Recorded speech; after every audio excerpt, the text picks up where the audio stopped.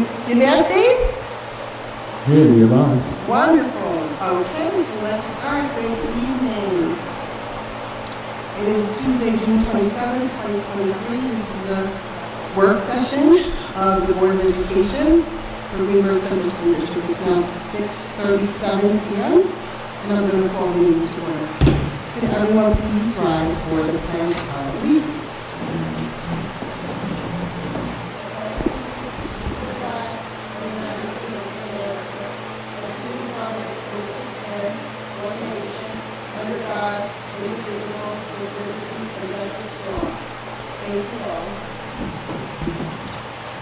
The first item on our agenda is a board presentation.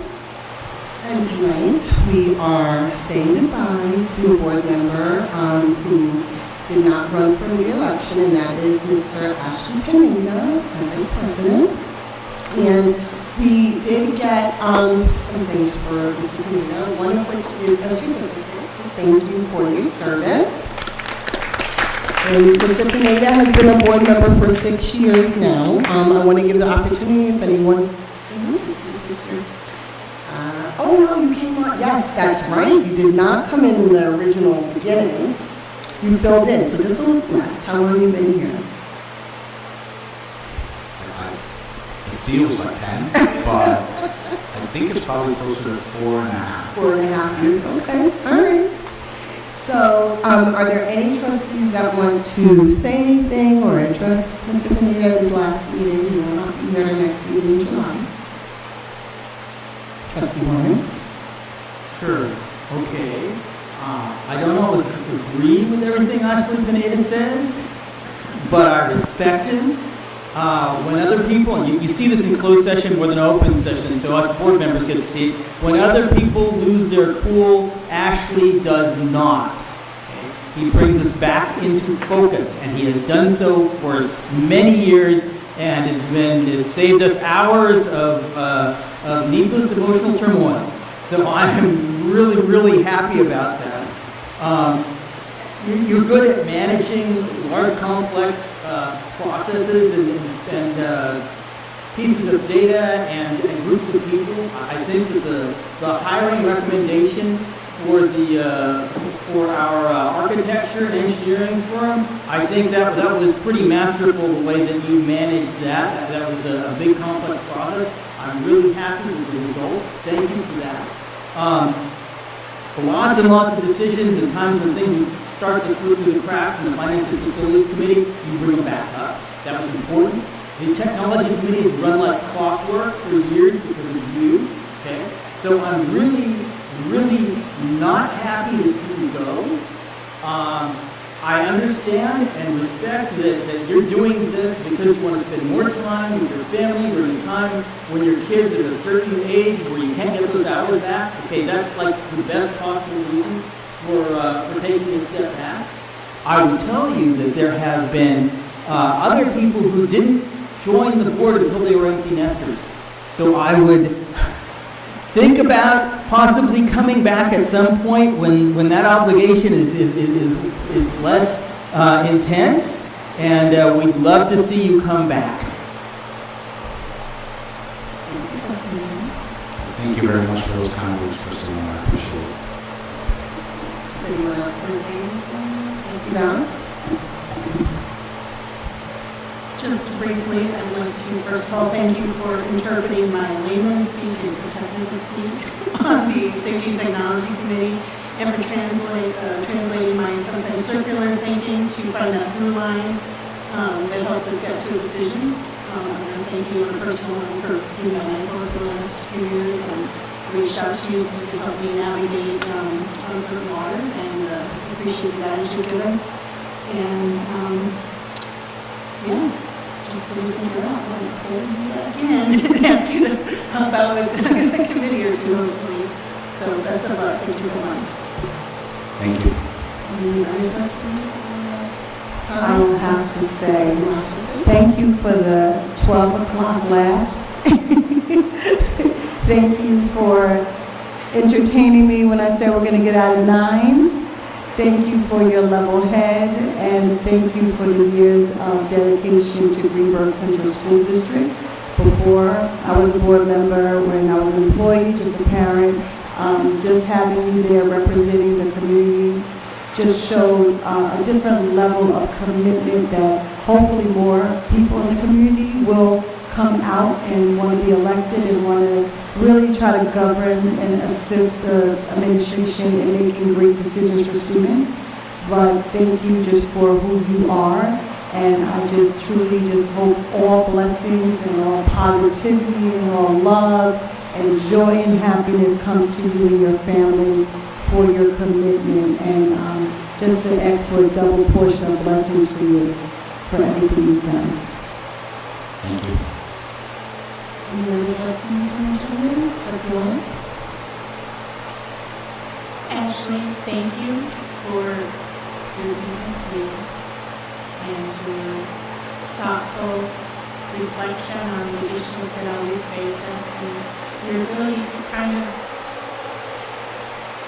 take a mishmash of opinions and ideas and ask a question that helps us all think and bring back to, as I think Trustee Allen said, a straight line.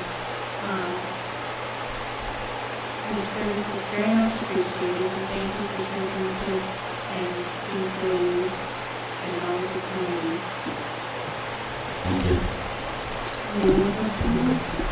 Everyone has said all of the details about how you'll be missed, and I will just echo them. It's been a pleasure working with you. Thank you. Thank you. Okay, and I will say, and I thought you were here with me the whole 6 years because you made such a tremendous impact. I do, though, remember when you first came out, and I was like, who is this guy? I've never seen you before. And I challenged you to make sure to be committed. And that's what I wanted to say to you now. I really appreciate your commitment. You stayed at long meetings. I never really heard you complain about long meetings, but I do know that you work just like all the rest of us. And you would say, like, you got to get work done. And when you came out, you came to the meetings, you stayed in COVID, you stayed in person, you came out of the exec session late, and you were still sitting there. And I'm like, you really committed. It was really great to see that. And then when you got on the board, your addition to bringing things, as David said, back kind of to center, hearing all of the differing views, you don't really chime in very early, you just listen, and then you come up with a solution. I love that because we can all go off into, like Trustee Warner said, we don't always agree, but we can all go in all different directions, and you kind of try to find a solution. And so that's super helpful. I also love that you focus on security and keeping our kids healthy and safe. So we are going to start.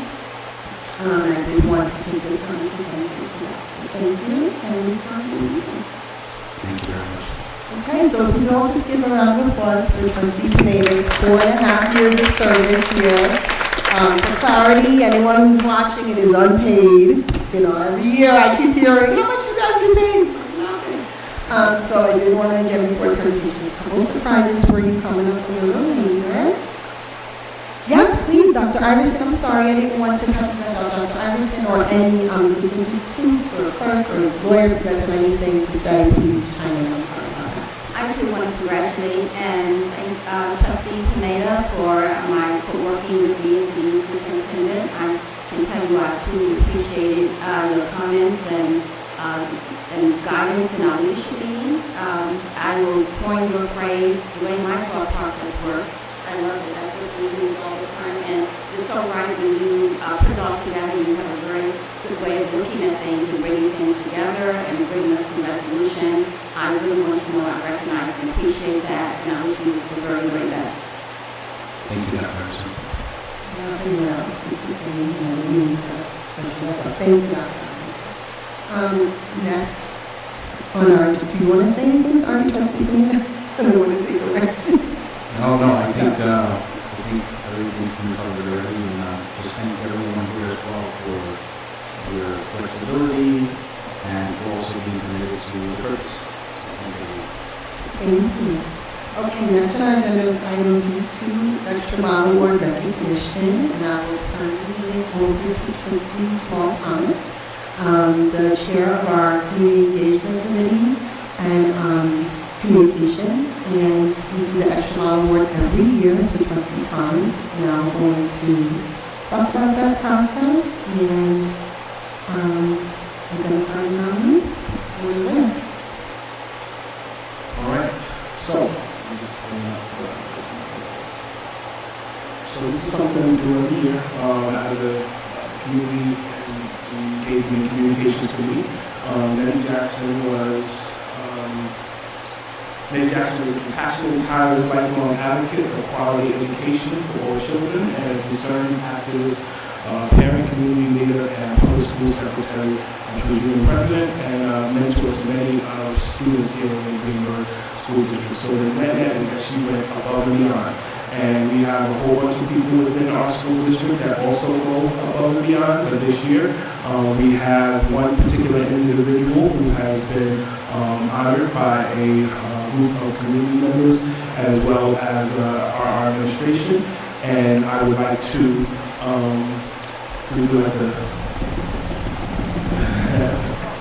Before you do that, do you have maybe the person who recommended them read the recommendation? Okay. If the person could read it without the person's name in it and let them, do you have it? What you wrote? You don't? Does anyone have a copy of it? You do? Wonderful. Isn't that great? Thank you, Dr. Iverson. So we see Katie McGee coming up.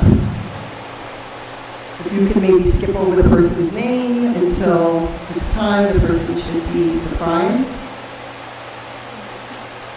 Right. And also, if you could let us know, I can't hear you. Can you click on the microphone? If you could also announce the committee members that met with you. Thank you, Mr. Thomas. And the board member that volunteered, Dr. Iverson, the superintendent, a board member volunteered, and you had committee members meet with you. If you could let us know who that was and then read your recommendation. So read it without the name, you said? Yes, so who was on your committee? I'm nominated. Oh, I'm sorry. So who did the committee? Who knows the committee members? The committee members were Dr. Iverson, Trustee Washington. I will have to pull up the folks who called the interview. I know it was Liz Watson Jones. She was a teacher. Yep. And there was one other community member. We need to look for that name. Oh yes, Brian Kennedy. Okay, wonderful. Brian Kennedy. And what's one more? There was It's- one. I'll look it up and say it. Wonderful. I'm sorry, Ms. McGee, I thought you were on the committee. Okay, so if you read your recommendation, I don't know if the name is throughout it or it is, okay. You'll know right away. Or this person will know pretty quickly. This nomination is a long time in coming. Year in and year out, I have noticed how this person seems to be ever present around GCSD, usually with recording equipment in tow. I show up to an after-school game and this person is there recording. I show up to a board meeting or pull it up on YouTube and he's the one saying, "You're live," whether it's the beginning of the meeting or after the board's executive session. Homecoming, 3 consecutive performances of the Woodlands musical, Lunar New Year celebration, middle school concert, high school concert, awards presentations, district art show at Town Hall. There he is. Yes. As the educational television supervisor, this is his job to capture and broadcast the students exhibiting their many talents, record the messages of the superintendent and her team, and record the Board of Education meetings, regardless of the hour. However, he goes above and beyond. During the height of the pandemic, the virtual meeting recording demands were sky high, and he came through. I've known him to consistently guide students regarding the ins and outs of his trade, cheer students on at a fencing meet on a Saturday, stay late in the TV studio doing work, all with boundless patience and a smile. His dedication to and love for the district is evident to this parent, and I hope to others as well. Mr. Lewis certainly goes the extra mile to serve the kids in this district, and we are all the better for his years of service. Thank you so much. Mr. Lewis, please come in front of the camera. He's in the dark room, so we can't see his face with the surprise. But please come down.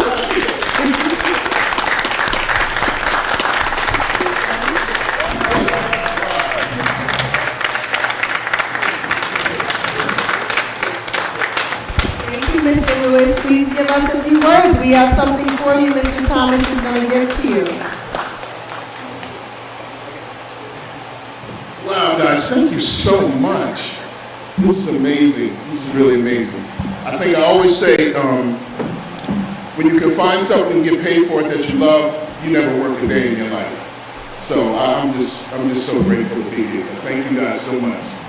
Thank you, Mr. Lewis. You're appreciated. President Mayor, Yes. we also need to recognize he is alumni of Woodlands High He School. is, yes. So let's give it up for the Falcons. Thank you so much for all you do, Mr. Lewis. I don't know, Trustee Washington or Dr. Iverson, how many nominees did you have that you had to go through their, I believe there were 7 nominees. 6 to 7 nominees? The judges were Ms. Washington, Brian Kennedy, Liz Watson, Stephanie Laura, Marielle Armand, and Kelly Roche Johnson. And I just want to add that I've known Steve for 35 plus years, so he's getting recognized now, but he's been doing this in the community since I was a wee little lad. So thank you very much. I am happy to be able to get this award. Thank you so much. Okay. Another wonderful Extra Mile Award winner. That's great. Next we have on our agenda item B3, People Personnel Services Department, and we have Mr. Nick Giarusso, the Director of our People Personnel Services PPS Department. Mr. Giarusso, are you going to use okay, so the board, please go into the audience so we can see the presentation. Thank you.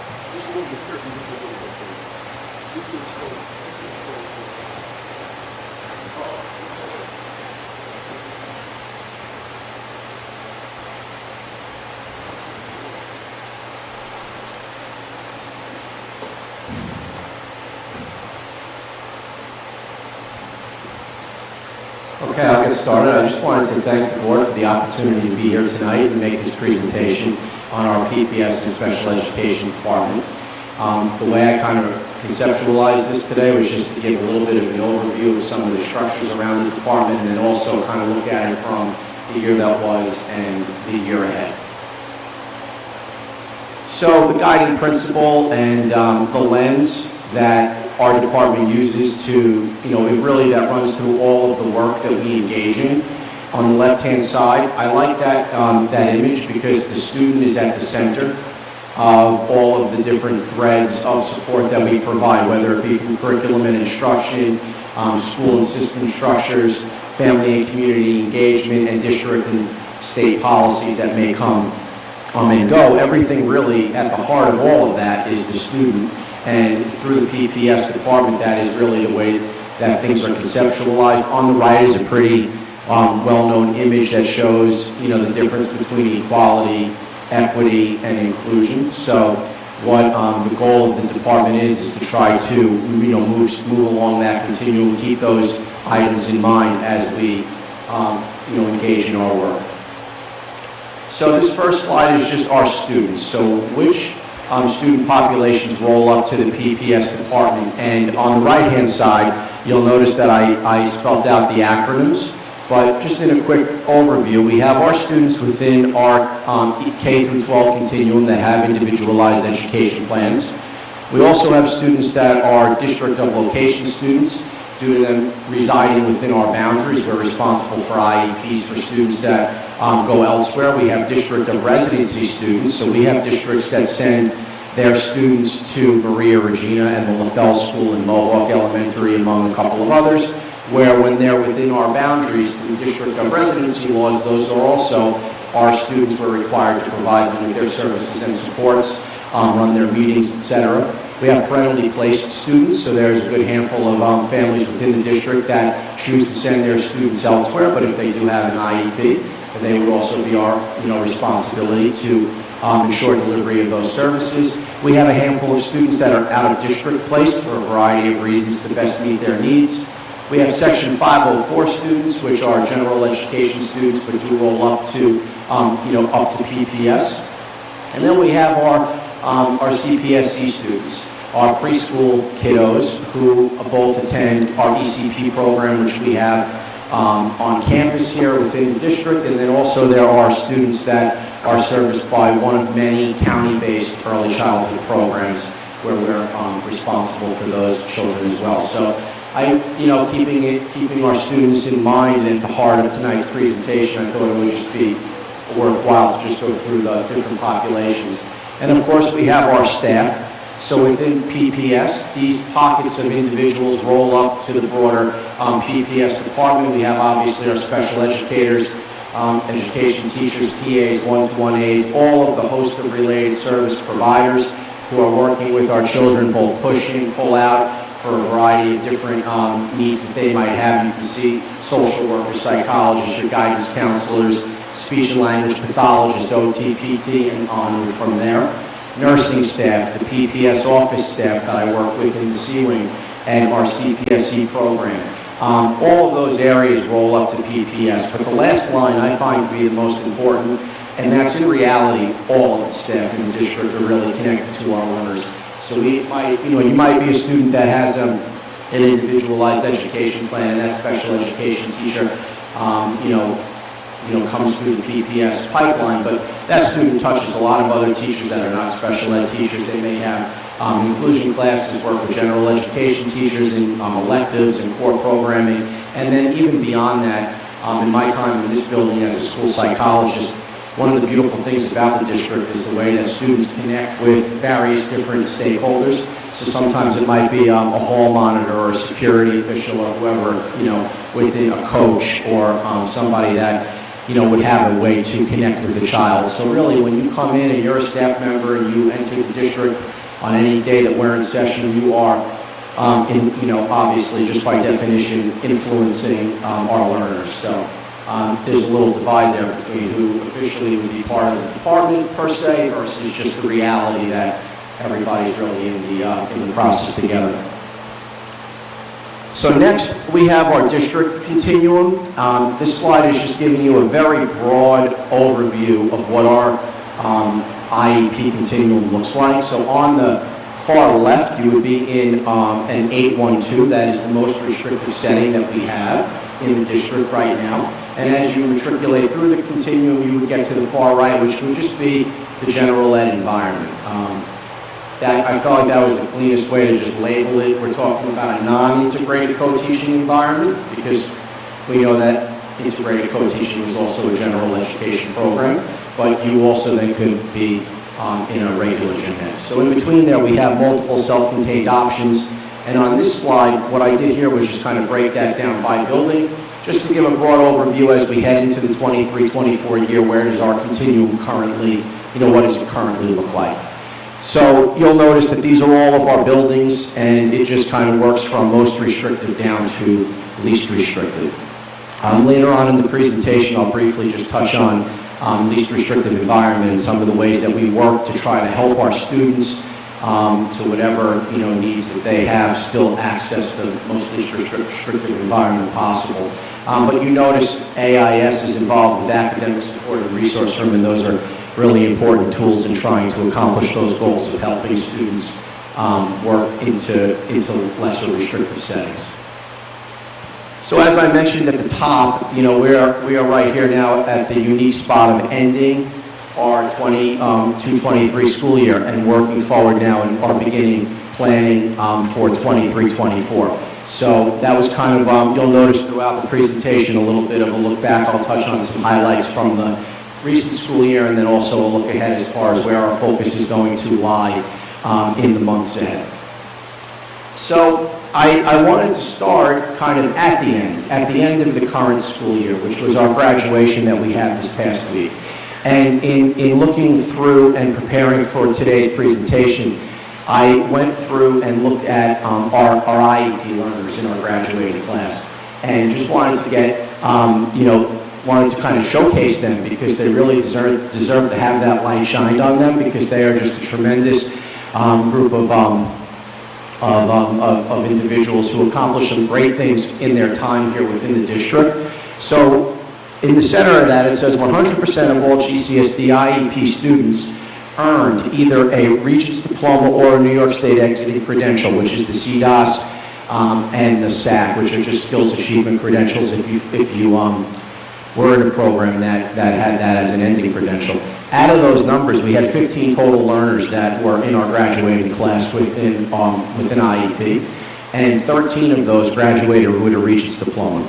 And then we had 2 that had exiting credentials. So it's something that, the whole entire team within the district is really proud of. The majority of these students were with us for their entirety of their secondary career. So that was awesome to see. And just some things to highlight here is that we had a learner who is a candidate for the International Baccalaureate Diploma. We had a learner who met the criteria and earned the seal of biliteracy. National Honor Society students were among that class. We had multiple students that were leaders within our athletic department, played multiple sports, clubs and organizations. We had NBK students. We also had My Sister's Keeper students among that class. And that while they had earned acceptance into numerous post-secondary institutions and vocational programs, I highlighted the ones that as of today, the students are planning to attend. So we have one of our students who is working through the process of trying to go into the Marine Corps, and we have one that's going to Pace, Fordham, Westchester Community, the Culinary Institute, the Vaughn College as well. So really just a lot to be proud of. And I think that today we're going to be talking about some of the ways that we're working to close learning loss. We're coming off the back of COVID-19 and we're still really struggling to kind of deal with the challenges that situation presented to us from a public school perspective. And this is just a showcase of students who dealt with a tremendous amount of adversity. This particular graduating class had COVID occur during their 9th grade year. And I thought it was just an awesome starting point for the conversation tonight because it highlights the resiliency and the way that we were able to come together collectively to support these individuals as they progress through our schools. This is a little bit of a wordy slide. I know it kind of breaks the rules of presenting, so you don't have to necessarily unpack this line by line. But what this is just a little bit of an overview of the professional development plan that was in place this year. These are all things that happened and were kind of focus areas for the department. So I highlighted some of the things that we really spent a good deal of time working on. Professional development around better understanding autism spectrum disorder and ways to support those learners within our classrooms. We had emotional intelligence programming around being able to look at and understanding how to emotionally regulate within the school setting. We had training for our DASA coordinators, actually multiple trainings throughout the course of the year, superintendent conference day, trainings for new coordinators that got put into that position in the middle of the year, and then also an end-of-year training for all of our coordinators around DASA. The one-to-one aides, when I stepped into this position a year and a half ago, was one of the things that very quickly became obvious that they were craving additional support. And one thing that they had mentioned was that during previous superintendent conferences and professional development days, they kind of got lumped into what the rest of the masses were doing, and they didn't feel like necessarily it affected them directly. So for the most recent superintendent conference day this past August, we had as much as we could tailored directly towards that group. So we did work with the value of the one-to-one aid, reviewing expectations and providing some behavioral support training around how to kind of work with students that would have the need for that level of support. Legal updates where, Carol was able to work with our team to provide an overview from a special ed perspective of what was current that we needed to be aware of. And then we spent a good deal of time looking at interdisciplinary practices and ways to, reinforce and work with behavior. Partnered with various different vendors and experts in these different areas to accomplish those goals. And then in a given year, you see a couple of highlights of what the nursing staff also engaged in. So another focus within the department is really being able to try to find ways in the school year with the limited opportunities that we have to be able to connect. And, a thank you to Dr. Iverson and to the board for providing a host of additional opportunities this upcoming year for professional development. But one of the things that was infused into the programming for our related service providers and the individual groups on this slide is what I call the huddle. And we do this on a monthly basis, and it allows for vertical articulation within these particular areas of staff within the district. So once a month, we're having a guidance counselor, social worker, school psychologist, speech and language, OT, behavior intervention, nursing, and PPS office staff huddles, where that team comes together and we're doing a variety of different things on these calls, always kind of aimed at having an opportunity to understand what's happening, below us and above. And there's annual reviews is up there because it's a great example of how that vertical articulation really helps, because you get to articulate the message of expectations in different focus areas with all of them. For example, with the psychologists, all of the chair people, and go through processes and policy with, in one conversation, and let the team have an opportunity to bring things to me that they might want to discuss, and also, whatever I might need to articulate to these pockets. And these meetings have been, one of the highlights of the year, because we have kind of just a governing philosophy around this, where if you have a really hard, difficult situation that you're dealing with, you can bring it to the team and not feel like you're alone, for example. So that's been one of the hallmarks of the year, and it's an opportunity where we've had a unique chance to create some vertical articulation. You notice the speaker in the middle is Maria Gabrielle, and she is somebody who does a lot of conflict resolution work. And we had her come in, and she met with multiple of these groups. I brought actually the counselors, psychologists, and social workers together for her peace process conversation, which is a conflict resolution framework that the team worked on this year as well. So it provides that opportunity for additional in-year PDs when the situation allows. So I mentioned earlier, least restrictive environment. And as we do, a lot of the work in the district, New York State is really focused on this. In recent years, they've put a lot of emphasis around looking at public schools and wanting to know what percentages of students within your IEP learners are in self-contained environments, integrated co-teaching environments, and whatnot. So we've done a lot to try to really allow for our learners to flourish in lesser restrictive environments. As we're aware, we have academic support in various different pockets of the district. And we had a resource room program that launched in our 7 through 12 building, in this building, for this current year that we're just concluding. In advance of the meeting, just a way to kind of highlight how effective that implementation was, is that we had our 7th and 8th grade students, our middle school students. Now, these numbers are quantifying any of them that are in a resource room that have an integrated co-teaching class. And there were 87% of those classes, quarter by quarter, were successfully completed. They were passing grades in their integrated co-teaching courses.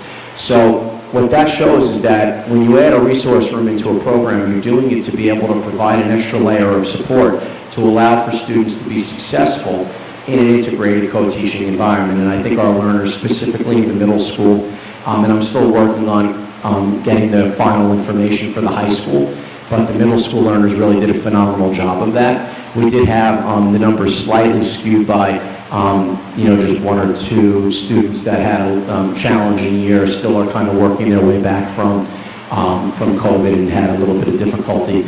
But on the whole, our students in integrated co-teaching environments in Woodlands are really doing very well. And the resource room program, academic supports, universal interventions that are also known as Tier 1 interventions that just occur through good instructional practices, accommodations through the IEPs, the related service, push-in supports, remediation that's occurring. These are all things that are really allowing for our students to be successful. So another area that I wanted to highlight tonight was our work with the New York State Ed departments, their Special Education Quality Assurance, it's CEQA. I stepped into the directorship in January of 2022, and we were in the middle of the CEQA process. The first year of the process was really focused in both ELA and math in what would be known as like a professional learning kind of model, a PD model. On the ELA side, for example, they did a lot of training with the special education team around the national pillars, reading pillar program. And while that work was helpful in kind of establishing a base, it also was pushing into our PLC time. And there was a real good opportunity for us to reframe it this year. So what we did this year was move over to a coaching model, and we had BOCES coaches that worked in addition to Lori DeAndrea and Kelly Gillen. They partnered with them in providing ELA and math coaching throughout the district in IVU, Bailey, and also in the middle school with special ed, self-contained and integrated co-teaching classes. So what we saw happen with that work this year is that our students had made progress, and that's the goal. So what we found in our baseline data, beginning of the year data, was that we did have a portion of students that were off grade level, and we knew that coming into the year just from a review of iReady data. But when with targeted work that the team did this year, we saw that the accuracy rate was really a showcased strength, and our students made really great progress in that area. So as we look to the year that's going to be coming up, we're going to continue to work with CEQA, and we're going to really be looking at it through the lens of vocabulary development and specially designed instruction, and kind of continue the progress that was made. A lot of our students are closing the gap that they had in both math and ELA, and the staff, though I think it's fair to say, started the year with a little hesitancy about what this is going to look like, coaches coming into the classrooms, and the natural, worries and wonders that you might have as an educator, knowing that you're going to be engaging in that kind of program.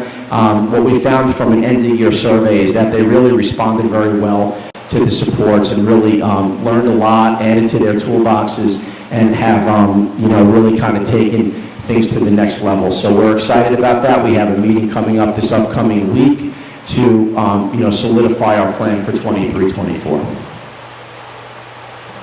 So on this slide, on the right-hand side, we have a graphic that showcases the various different strands of focus that the district is going to be engaged in for the upcoming year. And these are, no surprise, our International Baccalaureate program, social and emotional learning. RP is for restorative practices. We're engaging in a full staff professional development for around restorative circles.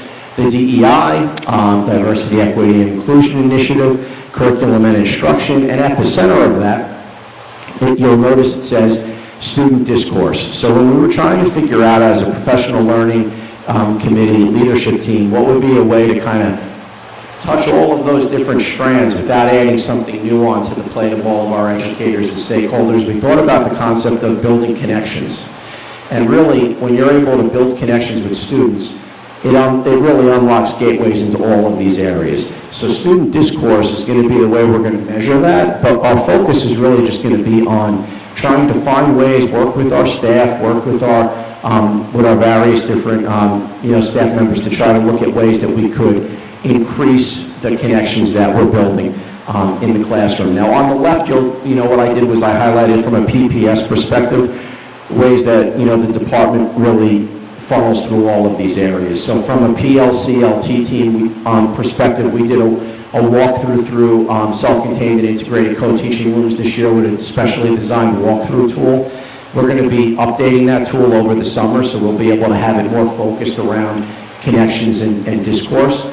But that work is going to continue in the year ahead. From an IB perspective, and this was a very cool thing to highlight, Fred Rooney is one of our teachers within our high school. He works with our 12-1 population, and he had gone to Catherine related to thinking about ways that the International Baccalaureate Diploma Program, the DP program, could extend down to the alternately assessed population.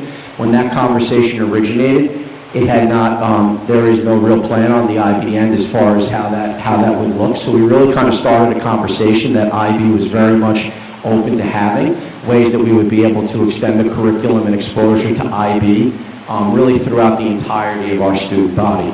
And we know we only have less than 2% of our population that are alternately assessed, but it was a great example of Fred advocating for his kids and IB being open to working with us in what really could take shape in the year ahead as like a pilot kind of exploration into ways to really target the IB message into that segment. SEL and restorative practice, so there's a good deal of work that happens with our clinical team on differentiating lessons so they can really have, be able to meet the learning needs of the various students that are going to be exposed to them. From a DEI perspective, we know that the state has come out with a culturally responsive and sustaining educational framework.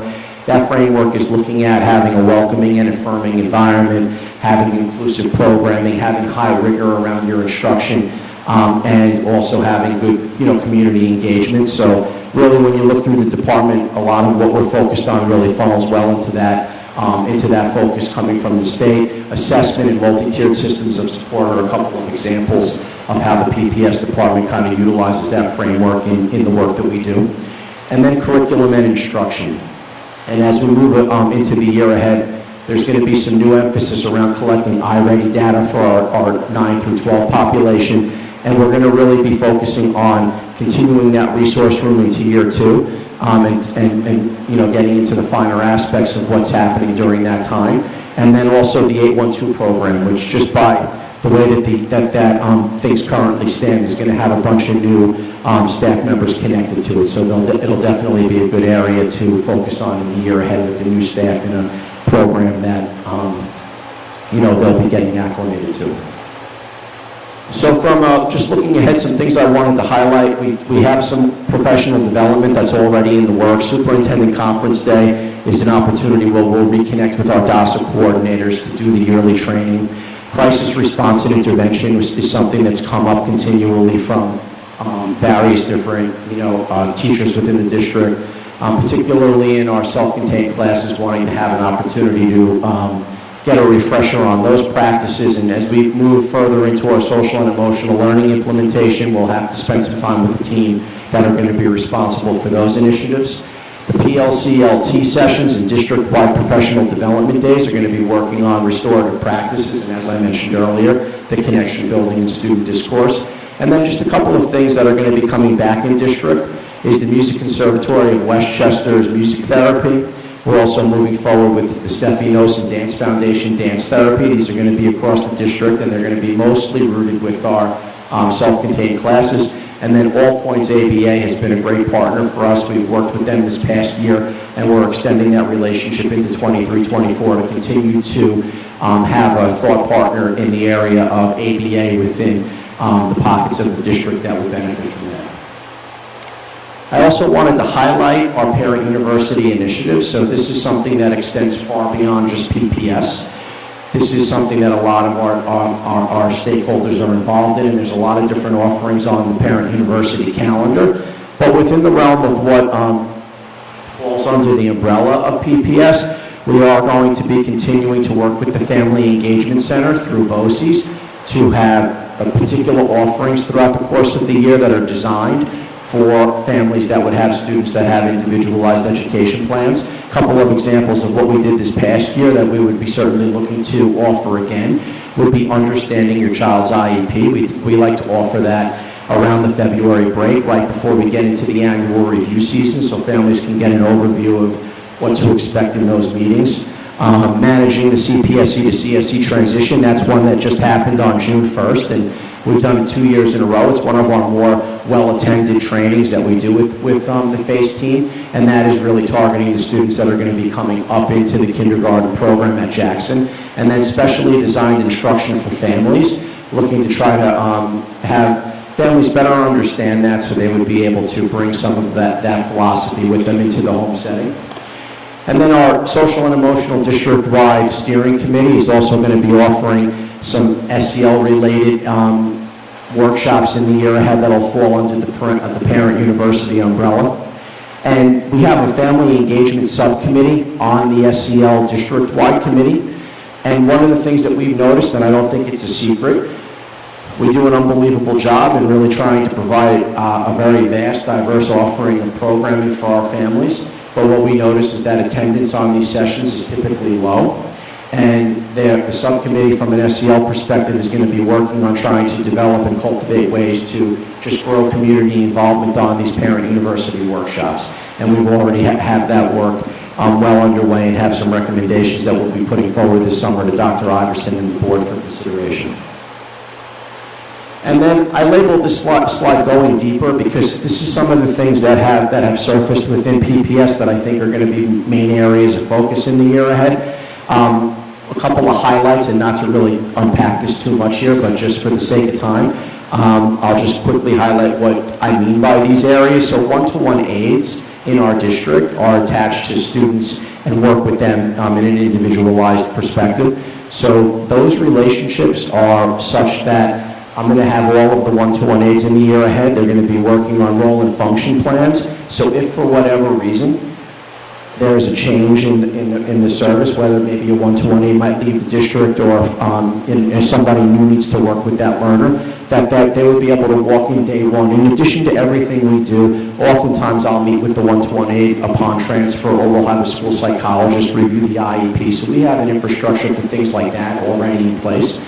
But this is going deeper in providing a specific plan for that student that a one-to-one aide would be able to walk in, and even if you were new and you weren't really specific, understanding the specific needs of the students, they would be clearly outlined so you would really have a good focus for your work with that child. Student learning profiles. So we have our IEPs, and if you had an IEP in front of you right now and it had a learning disability as the area of eligibility and you read through the document, you really have to kind of read through it with detail to understand what's the nature of that learning disability. Is it an auditory processing deficit that's affecting oral language or whatnot?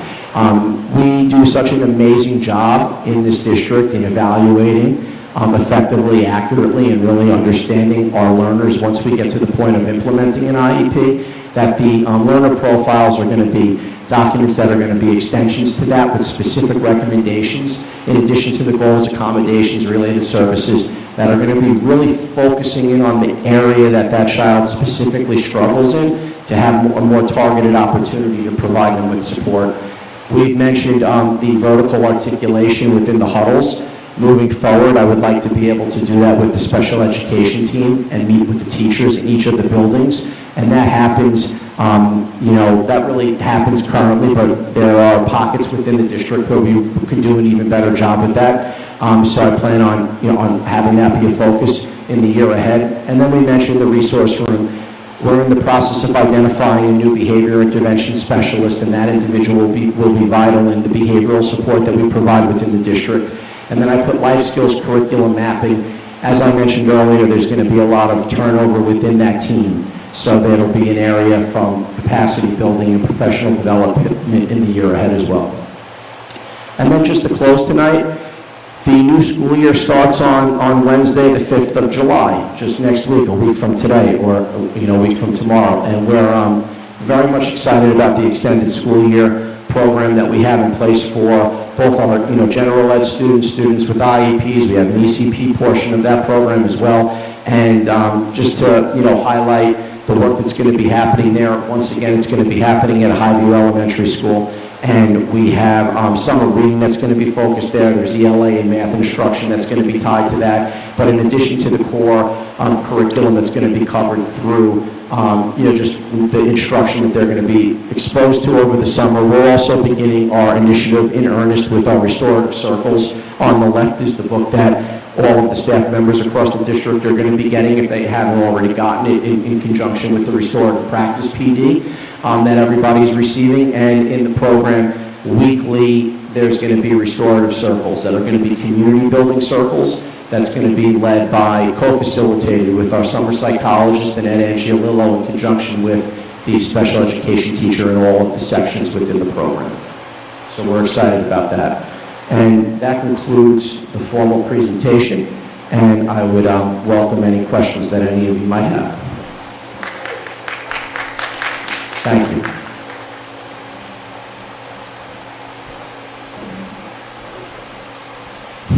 Thanks so much. Definitely appreciate the presentation. Just wanted two things. One, I wanted to invite you to one of the early CEC meetings next year. Perhaps that can be a way to connect to some of the folks that you would like to have at, I forgot the name of the sessions. And two, I wanted to ask a question around what, if anything, are we doing with the students outside of this population to ensure that they're of support and not, agitating or anything to that effect, the students that you represent? So that's a great question. I would love to have that opportunity to connect with you about that next year.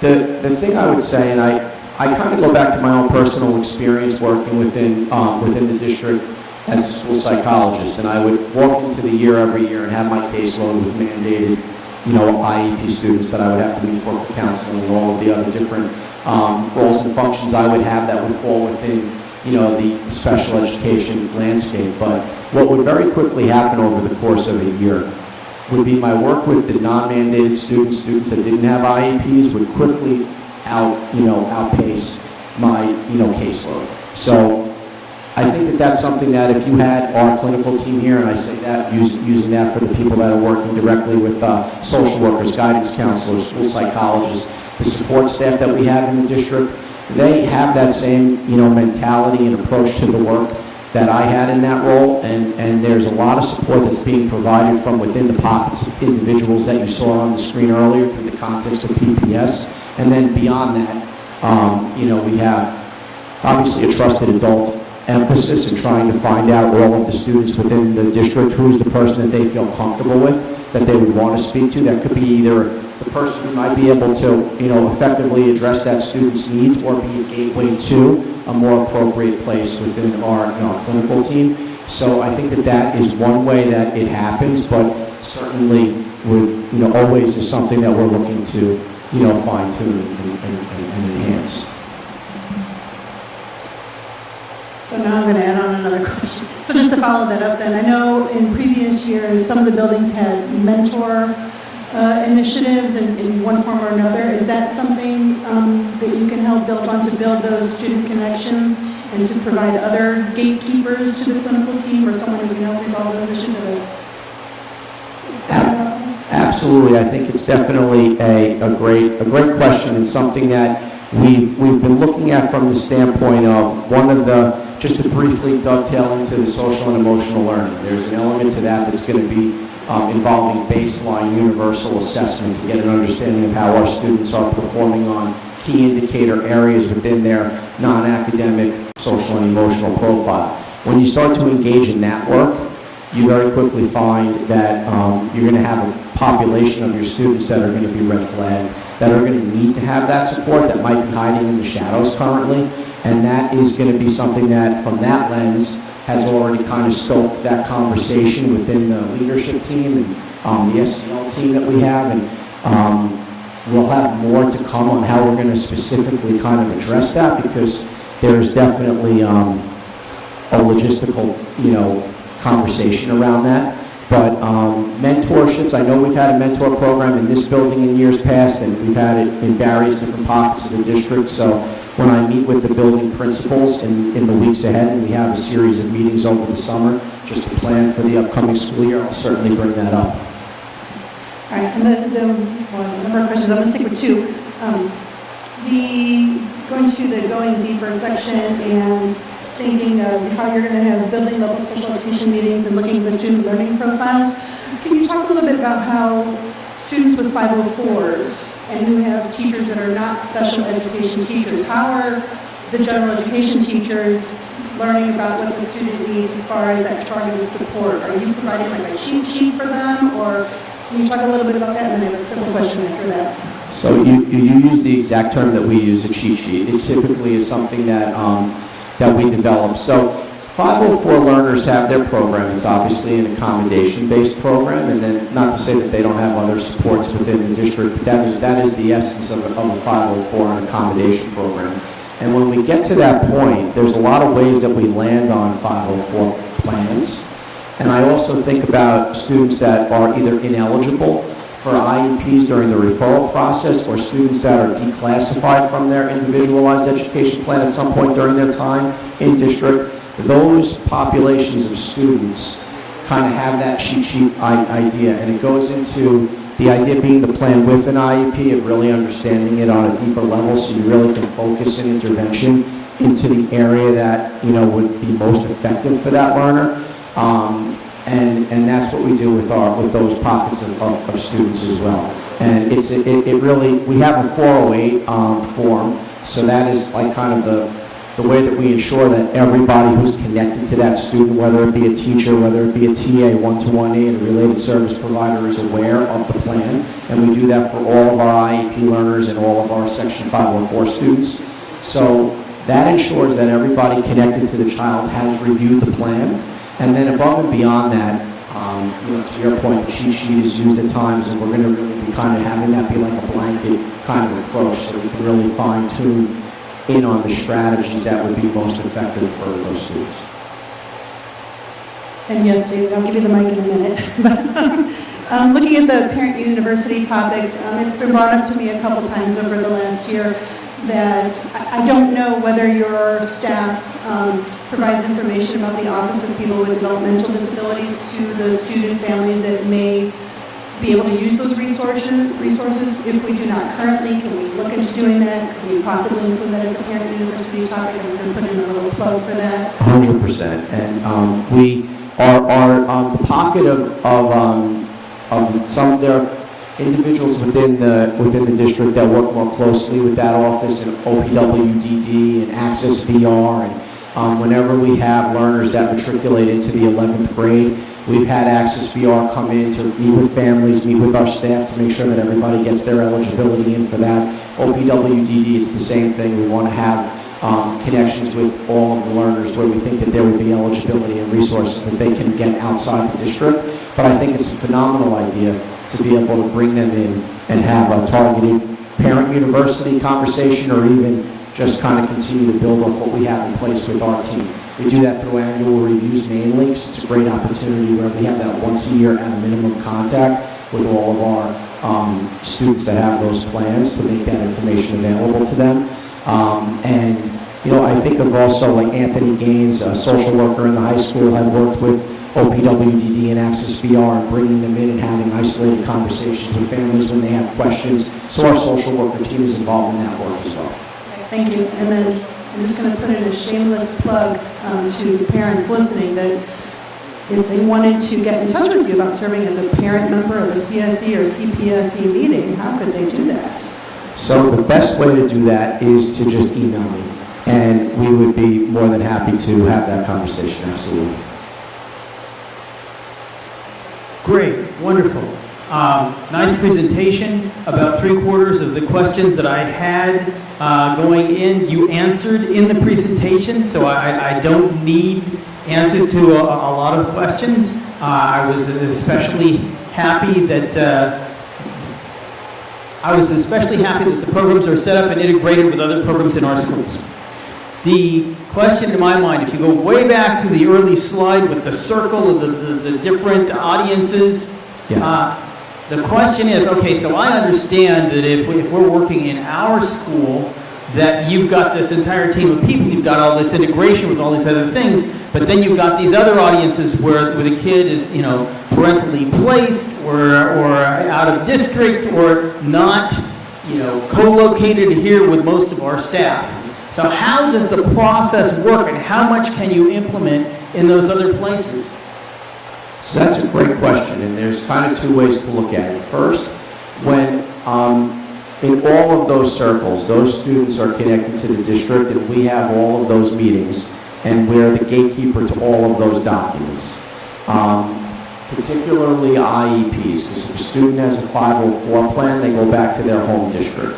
So we do have some home district 504s that roll up, but in the heart of your question, when we're talking about an IEP learner, we have some learners that go to wherever they're at, and they might provide the services through the district, and then they bill us back, and that's one way that it happens.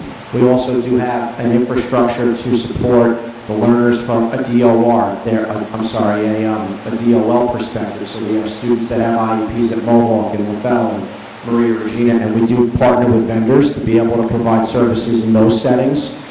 And then CPSE comes to mind. Some of them come to us through ECP, but if ECP is at capacity in the various different settings, we only have so many classrooms, and there are more students in the community through Child Find that require services that we can't house them all in district. In those instances, we make sure that we connect them with county programs, and then we would still manage those IEPs and have the meetings and interact with the families that if they have questions or whatnot, but the other programs would meet their needs. And so there's a host of ways that it happens, but it mainly would be all of those children were required to manage their IEP effectively, and then in a host of ways, whether it's through the programs and the schools that they're at or the types of ways that we push in services to some of those settings, it mainly looks like that. Great, thank you. One generic question. Okay. In terms of resources going forward, what is your greatest need?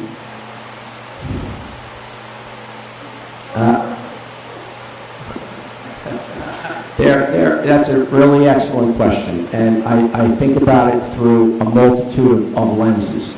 So time is always one that comes to mind because there's so much that kind of rolls up within the department, and as we look to move into the year ahead, the director position is really being kind of moving more and more into a way to be an instructional partner within the implementation of a lot of our initiatives. And therefore, when we look at, just the totality of what we're looking to accomplish, it does come back to a time conversation. I think that another need would be just to be able to figure out ways to provide the full scope of services and supports to our students. I think we do an excellent job in that regard. I think that's highlighted by the fact that we've made a lot of progress in being able to remediate learning loss. You saw the data around our graduating class, and I think that we have an unbelievable team that publicly, before the questions end, I just want to be able to, thank all of the hard work from everybody that's been exhausting all of the energy into this past school year. But I do know that there is definitely a feeling across the board of just really being, thin with time and with resources, and it's a lot of, I would just like to see, that would be one area, try to find ways to figure out additional pathways to support students in an even, broader and more comprehensive way. All right, thank you so much at the end of the school year for this presentation. But I just want to put in a plug because I think it was said something about 504. 504s are general education students. They are not special education students. So I don't want that to get misconstrued as we are talking in reference to our special education department, understanding you can have a 504 coordinator.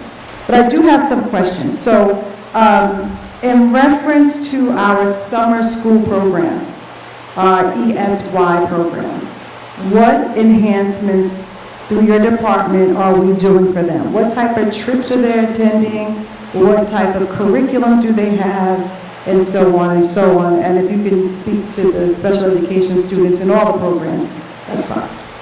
Absolutely, and I'm going to be going off my head with the curriculum. So I know that right now all of the students within the program are working on iReady, and extending that from where they left off in the current school year and continuing that work into the new year. They're all working on their summer reading program.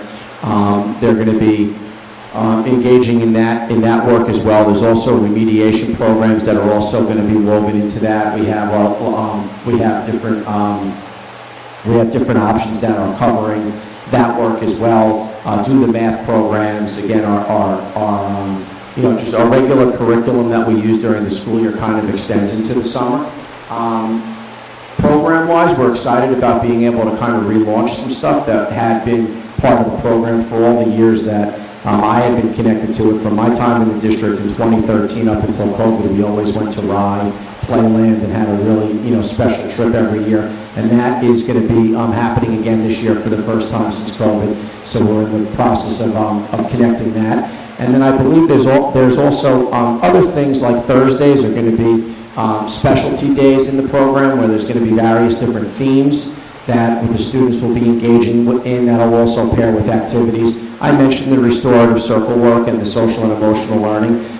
That's kind of building off of where we left off in the last couple of years around the mindfulness initiative that Annette Angelillo kind of put together using some curriculum partners and was really well received with our summer program. And then I don't want to put something out there that might not be completely official, but I know that in addition to Playland, there were some additional ideas that have been surfaced about maybe even one other trip that the students would engage in off property as well. Okay, great, because I'm really a component of students receiving and being exposed outside of the classroom, especially in the summertime. So if we can make sure that we at least do like 2 additional trips than Playland. I know that's our staple. Also, just in reference to can you just describe or kind of quickly, briefly summarize the role of a one-to-one?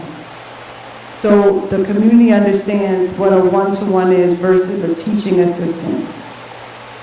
Surely. So in very broad terms, a teaching assistant would be part of the instructional staff within the room.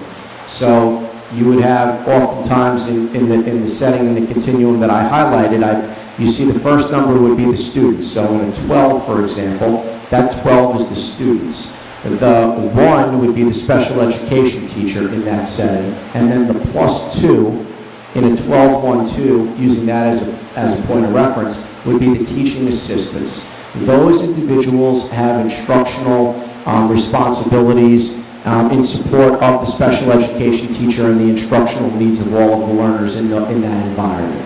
They service all of the student needs and work in that capacity. A teaching aid, a one-to-one aid, is a support that's provided through direct IEP mandate, and in simple terms, it really is the most restrictive thing that you could do within the scope of an IEP, because you're putting a direct individual connected to a child to be able to meet whatever the needs are, and there isn't a blanket need that would automatically trigger a one-to-one aid.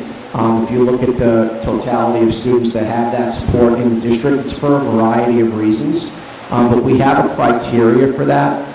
And there is a one-to-one aid justification process, data collection process, and that rolls up to me in an approval context. And I work directly with our teams in cases when a student is being considered for a one-to-one aid or the continuation of a one-to-one aid. And then, again, in more general terms, we're always looking to decrease the level of the support that the aid is providing to ultimately extinguish the need for the aid, to grow the ability and independence of the learner. But the one-to-one aid's role and function is directly to support the individual student that they are assigned to.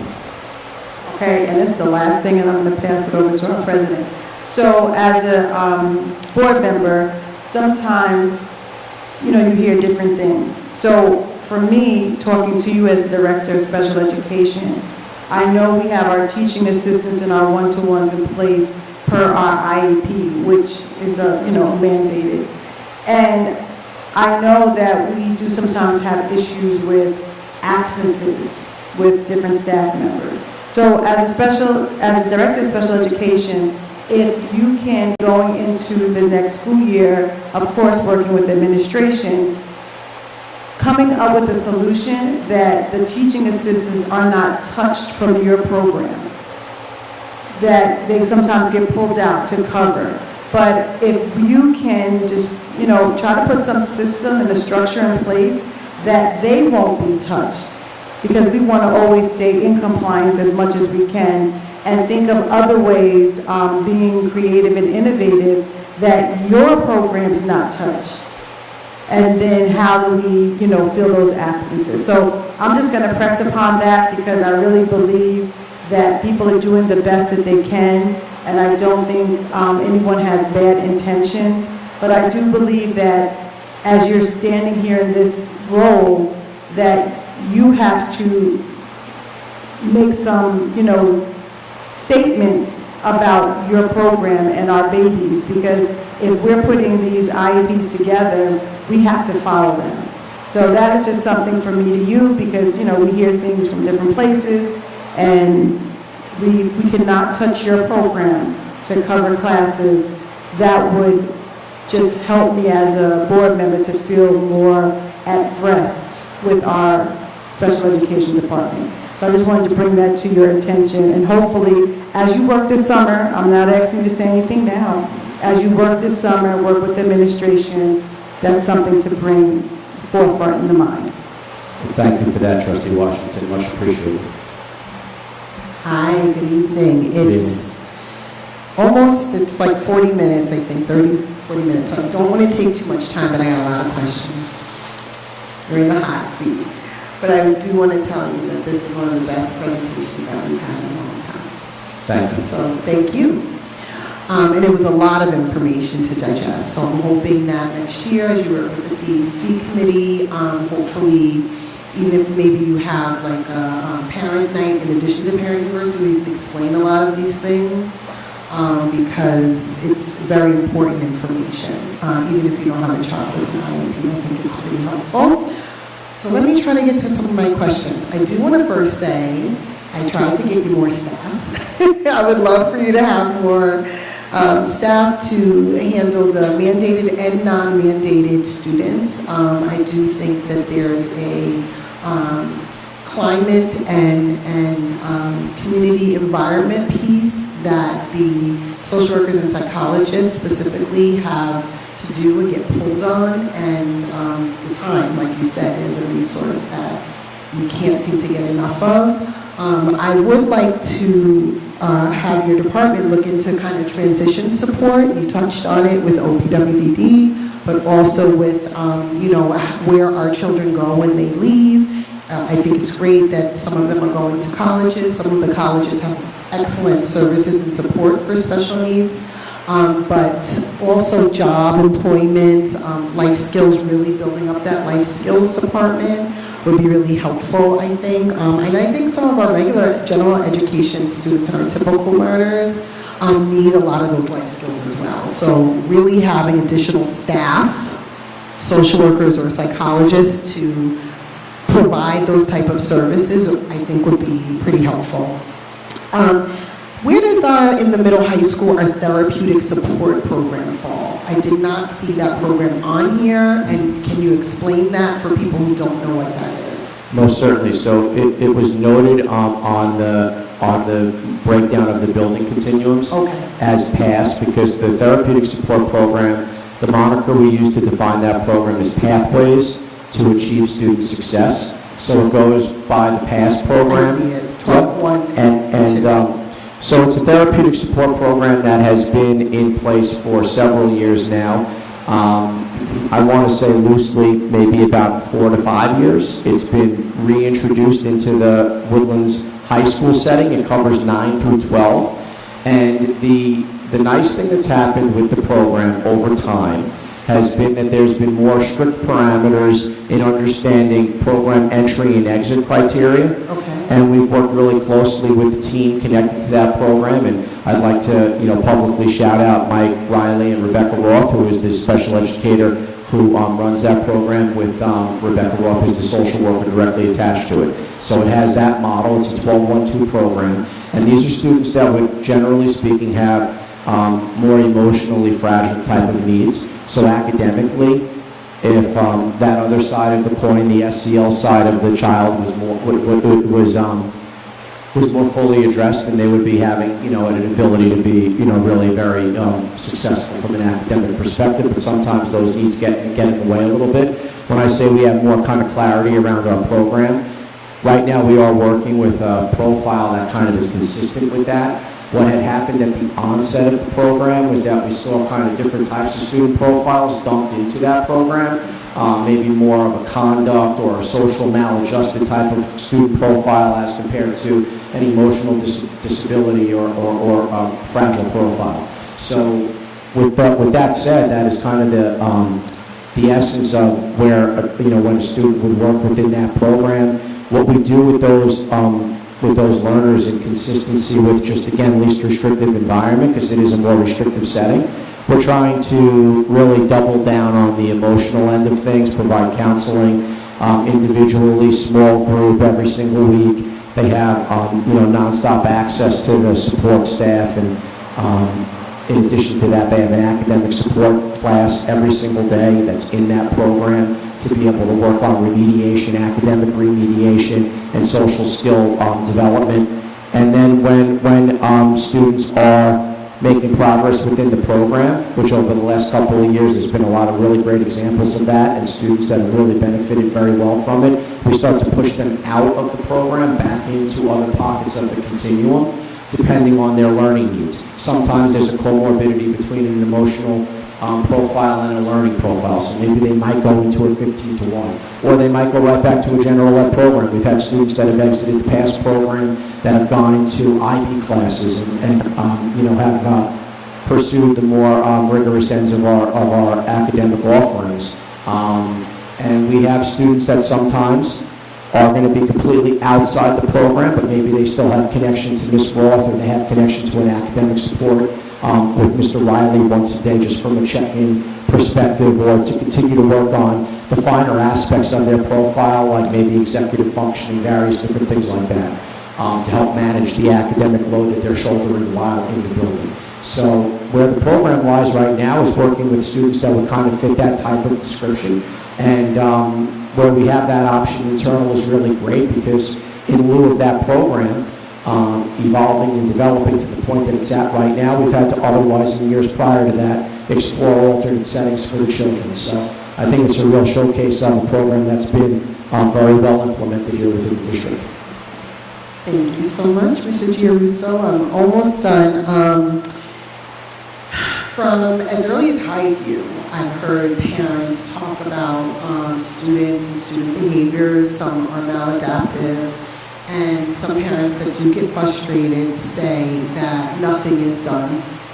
And I have explained numerous times, I think the schools have explained, that we can't share details of other students and other student supports to the rest of the parents that feel like things are not being done. Can you explain, though, the manifestation piece when an event may happen and a student may have some support services? At Bailey, at the high school, I have heard parents talk about, there was an event that happened, but the student is back in school. And I don't feel like that's right. I don't know what's going on. And again, I try to explain, we cannot talk about individual students, but can you explain the process or what happens sometimes if there's an event and there's a manifestation process? Absolutely. So I think a couple of things have come to my mind as you kind of frame that question. First of all, the number one priority is to make sure that our students come to school, they're in a safe, welcoming environment, and they get home safely. Period, stop. So that is kind of the starting point for that conversation. Inevitably, things are going to occur within the schools that are going to require more tertiary type of actions. You referenced the manifestation determination, which is a particular type of committee on education meeting, committee on special education meeting that would occur when the district has determined that a student that has a disability is going to be suspended, typically Well, legally, that is required if the district is approaching or considering a suspension above 10 days in a given school year. In our district, we typically have a best practice of any time there's a 5-day student suspension that goes to Dr. Iverson for consideration of either return to school or a further suspension beyond that. The manifestation determination is a safeguard in that process to ensure that the student isn't being suspended based on the nature of their disability. So what we do in those meetings is we determine, has the IEP been implemented with fidelity, A, and then B, was the incident that might have resulted in the suspension the direct result of a nexus, we call it, between the incident and the nature of the IEP. And at that point, we would determine next steps. So I think to answer your question, the other part of that is that confidentiality is something that we take extremely seriously, and that can be very frustrating to families, and I completely recognize that. But it is something that I think that they would understand, because at the end of the day, we would not be sharing that parent's, to that parent, their child's information with another family. So I think that there is an understanding. But what I think oftentimes at the root of that frustration is that the families are just hoping to be able to understand what is happening. Is the school addressing the concern? Is the child that might have engaged in an interaction that would have to go through that process that I just outlined getting the support that they need? And what is happening for my child who is in this, in this scenario, possibly exposed to an event that would be a non-desirable event within our schools? So the answer to that piece of it is that all of this is paired with restorative practices, restorative justice in this context. So restorative work can take a lot of different forms. We talked about circles, and in this context, it's about restorative justice. So we're looking at sometimes having no choice but to engage in a punitive punishment for a student. But we want to be able to then connect a circle of support around the children involved in the incident. The essence of restorative practices is to repair whatever might have occurred from all angles, all parties involved. So that takes a lot of different shapes and forms, but oftentimes when we get into those conversations, the first thing that Dr. Iverson will ask is what's happening to, support these children.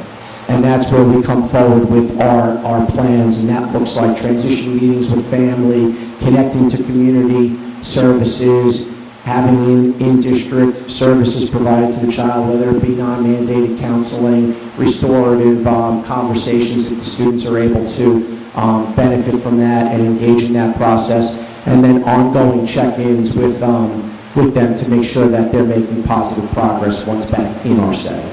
Thank you, Mr. Giruso. So you see why we need a separate meeting, just to go over some supports, because I think you can give a lot of information to parents. Last question, I know we're very short on time, it's 8 o'clock.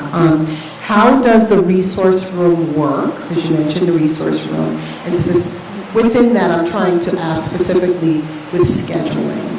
Do the students that get resource room have a scheduled period, or is it like a drop-in? They need supports lunchtime or after school, like how does that work? And do non-mandated students get to utilize the resource room? So non-mandated students are not eligible for that program. That is a special education IEP delivered program. The ratio on that program is 5 to 1, so it's 5 students, no more than 5, with 1 special education teacher. And by state law, when that's on an IEP, that has to be delivered daily. And in our Woodland setting where that program resides, it's a 48-minute period. So those students that have resource room have it every day for 48 minutes. To the question of what occurs within the resource room itself is again, it's unique to the learner, but I'm speaking in broad context here. You have the academic end of the conversation, and then you have the non-academic, call them soft skills, call them study skills, executive functioning, ways that students are able to understand how to organize themselves, how to even go through the simple process of completing assignments in a timely fashion, advocating for support, being able to engage in all of the things that students that are successful academically are able to shoulder.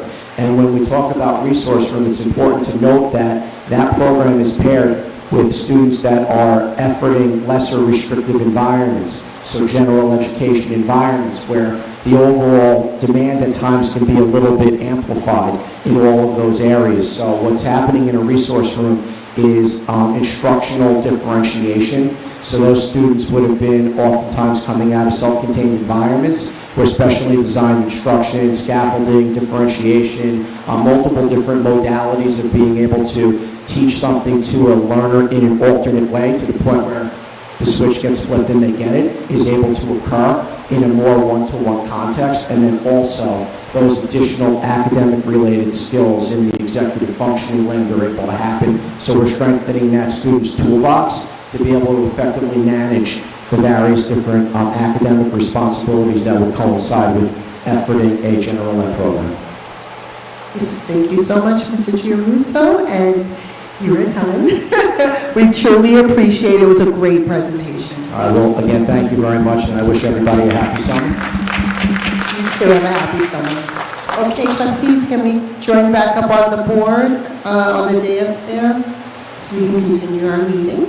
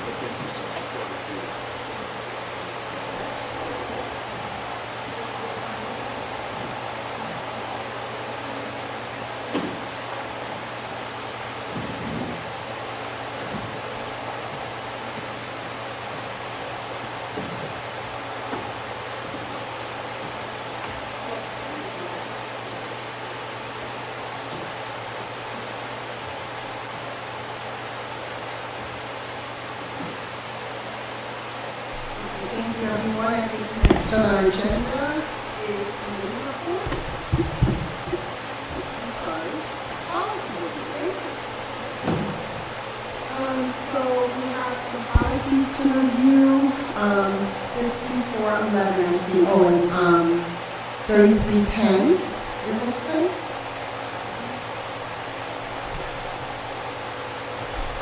Policy 3310 is called public access to records. And trustees, you have a copy for this. There's copies for the public. It's open to the public on the board docs. And they are, there's some information here that is redlined and crossed out and changed to public, to trustees. Any questions or comments about these policy 3310 public access to records? Does anyone know the open meetings law? Is that one of the references that's already in place at the end? I can hear very well up here. Because the six, can you maybe speak up more? Hello? You said open meetings law. I'm looking, so the regulations regarding the FOIL, are they the same regulations as are already listed? Is there any change? Are you looking at? I see something that says Public Officers Law, Article 6 at the end. And it looks like some sections, some other sections of the law have been crossed out, which is probably why things have been crossed out here.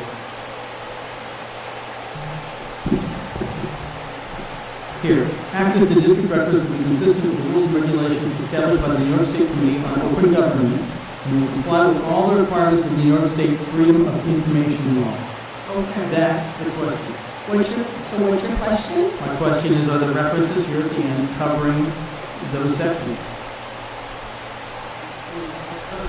All right, I'll double check. No, you got people who can answer. Carol? Do you have the policy, Carol, in front of you? Okay, wonderful. So you're talking about 3310.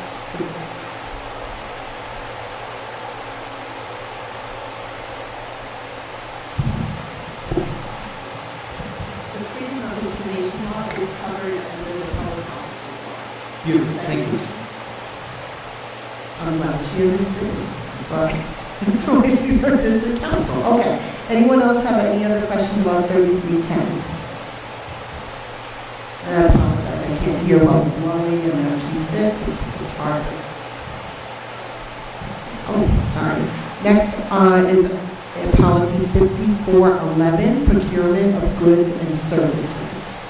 Are there any questions or comments about this policy? No? Okay, we will move on. So that is now out for 30 days for public review, and then we will revisit this in, I guess, our September meeting, right? Because 30 days. Yes, so the July meeting will be presented to the public, and then we will approve it at the 1st September. Yeah. All righty. Okay, next on our agenda is reports and public comments. First, our committee reports. Are there any committees that have a report this evening? Trustee Bowden. Just a friendly reminder that the audit committee meets tomorrow morning at 9:30 in the Freelow Center. Should be 15 to 30 minutes max. Thank you.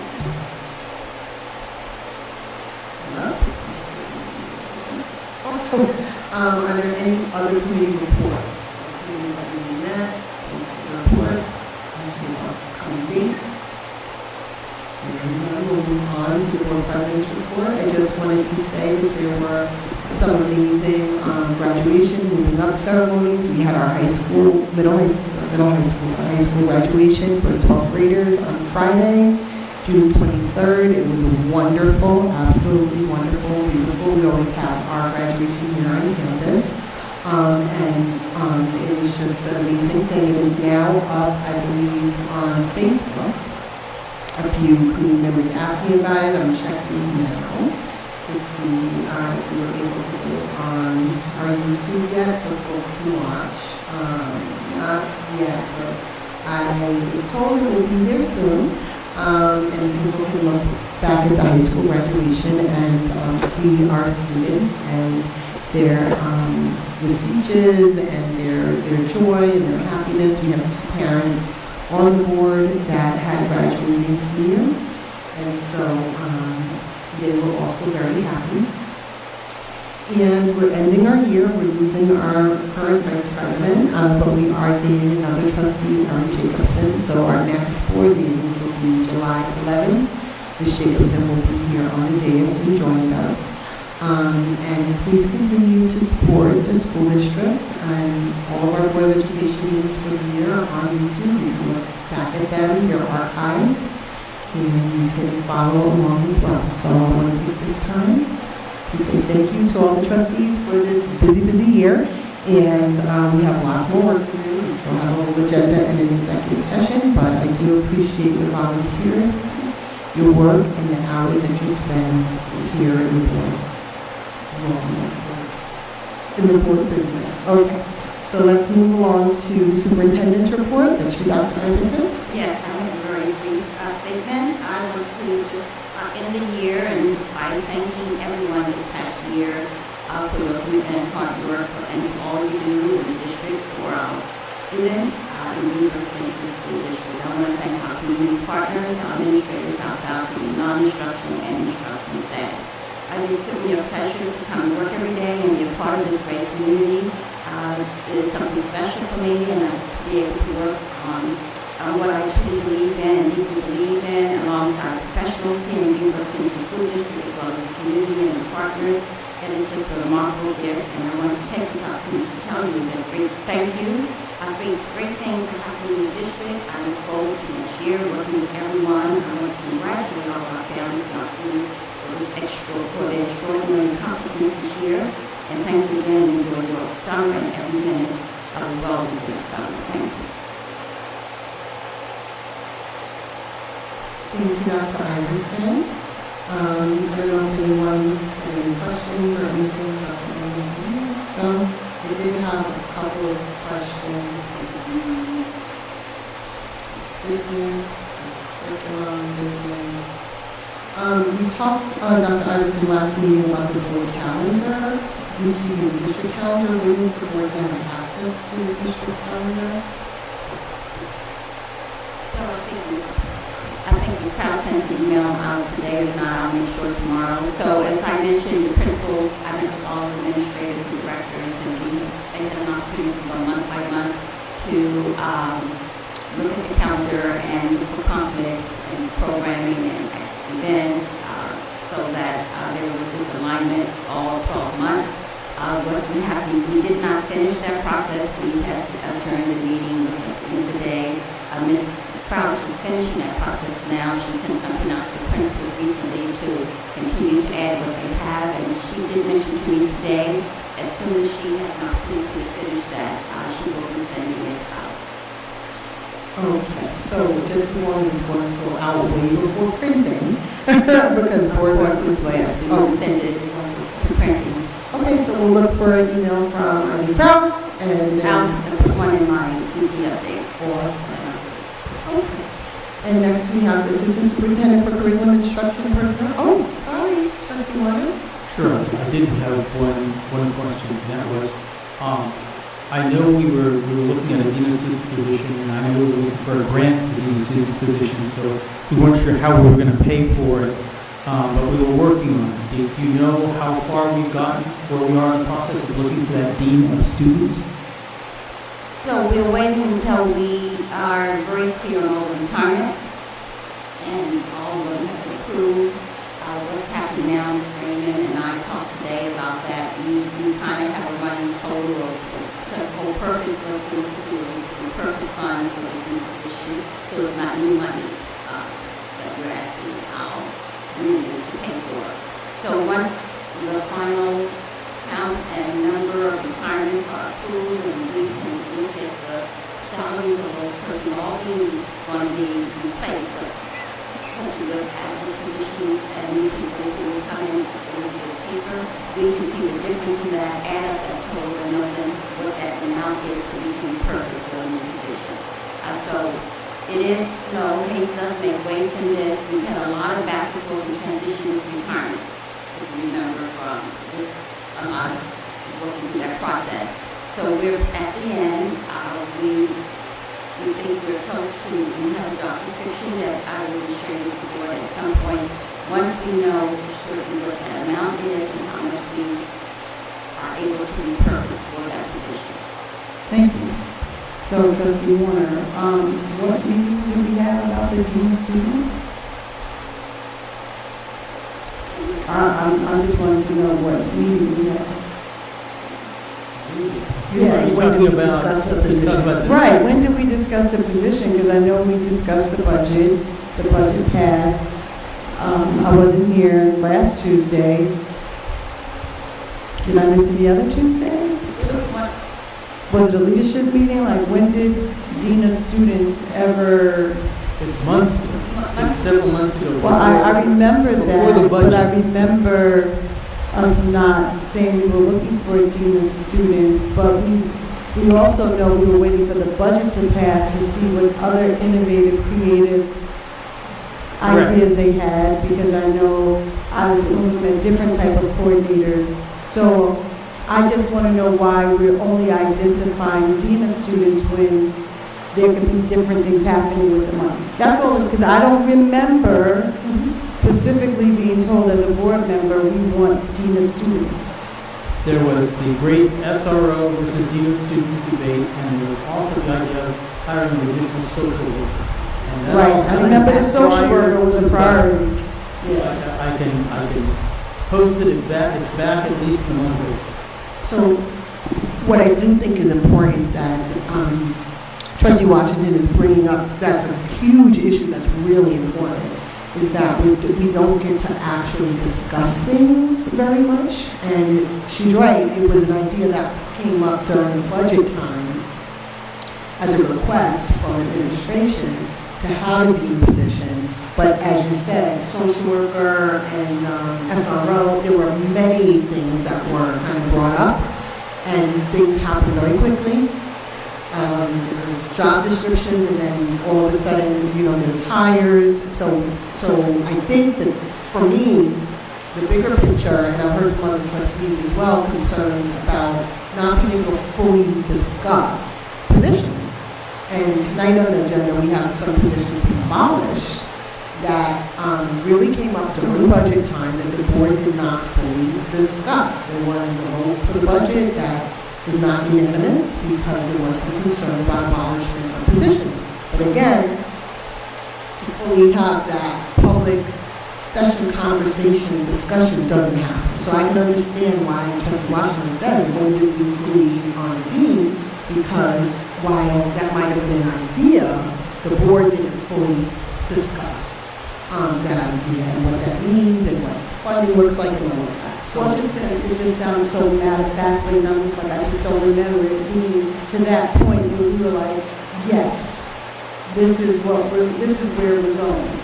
So that's why I wanted to say something before I went too far. So And then I did have another question afterwards. So with the dean position, I was actually going to bring that up for Dr. Newsom. I was saying, I have a question for you, a question for business. That was under I had for curriculum, but it is probably for the superintendent, so I probably had misaligned. So this is the position that the administration would like to do for sure. Yes, if there's funding for it, yes. Okay. So I don't know if anyone else wants to discuss more in detail about the dean position and what that would look like, because we did talk about the specifics of having that different than, I guess, a traditional dean, a disciplined person. So how does a dean position envision for you, Dr. Iverson, look? For, is that just the middle high school? Is it a dean overall, all buildings? That's going to kind of move around? What does this look like? So not in a position to publicly talk about that tonight because we're still in the process of developing what that looks like. So I don't want to commit to that. I will say it will be more inclusive. It would not just be a discipline position. It would be a personal position that will be very connected to our district initiatives and connect the work around sort of practice and sort of circles to build relationships with students at the high school and helping with some alternatives to suspension, all those buckets that we're looking to define how that person can fill those gaps where we want to or improve on some of the systems that we've had that we know aren't working. So combining all of that work into one position that connects across the district, especially in the high school. So I don't have a description yet, but we are looking to devise one and then we share it at that point. Okay, Trustee Pineda? Okay. I'm going to make a suggestion. Dr. Iverson, I'm pretty sure you won't have enough time by the July 11th meeting to have that put together. Is it possible you could have that job description and the thought process that your team is working on available for the board's first meeting next school year? I think that might be helpful to drive that conversation.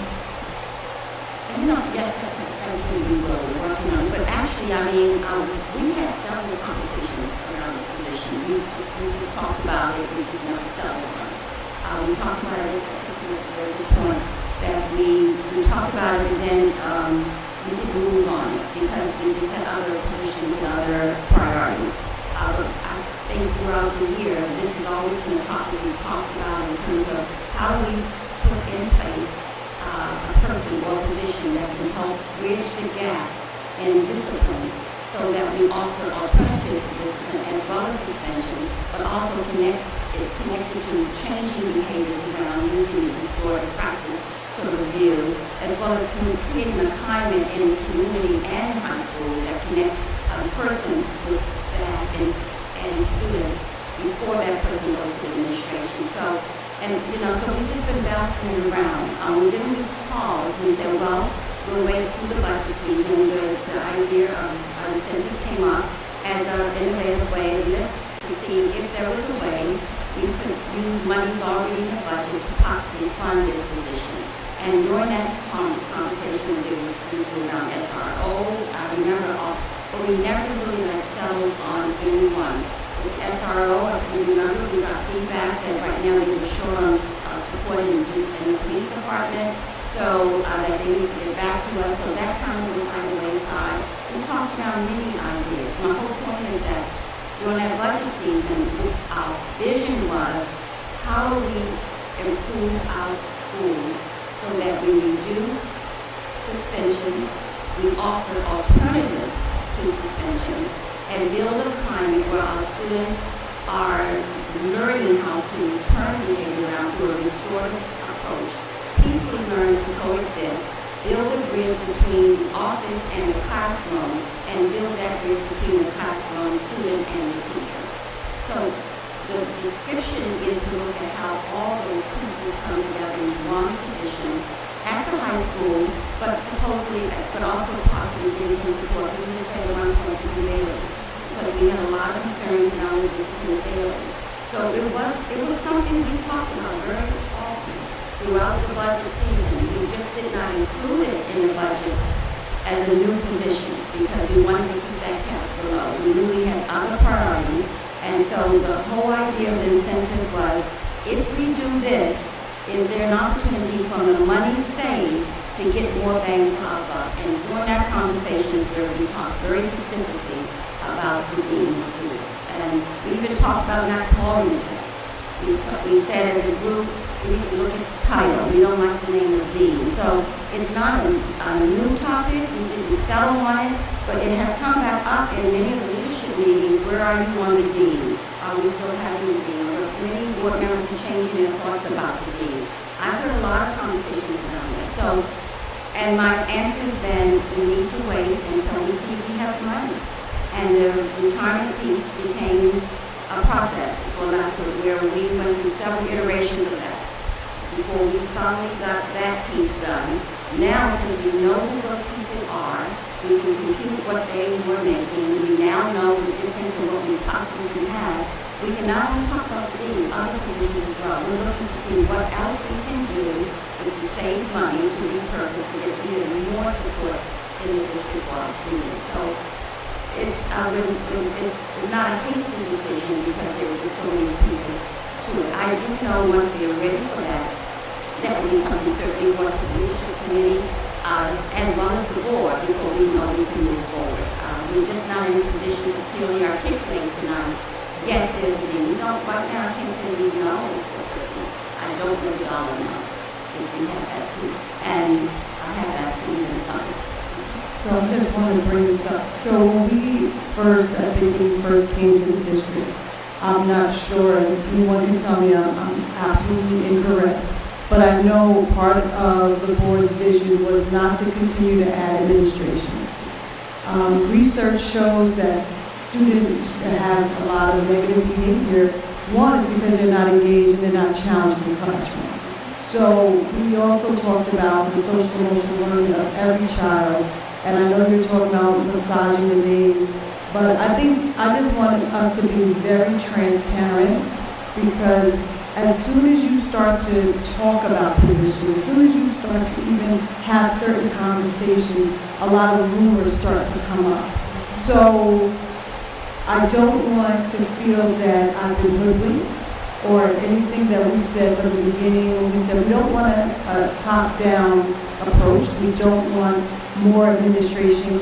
I know that the president has talked about constantly about how do we get more psychologists and social workers to work with our children. So I just want to bring that up. We had many conversations about SROs and deans, and they never really turned out positive. So as you're massaging and as you're navigating and as you're trying to create and find supports, please be transparent with us every step of the way. Because I just know that we had stated we didn't want to be a district with 1,400 students that has a lot of administrators, but no one truly impacting the students.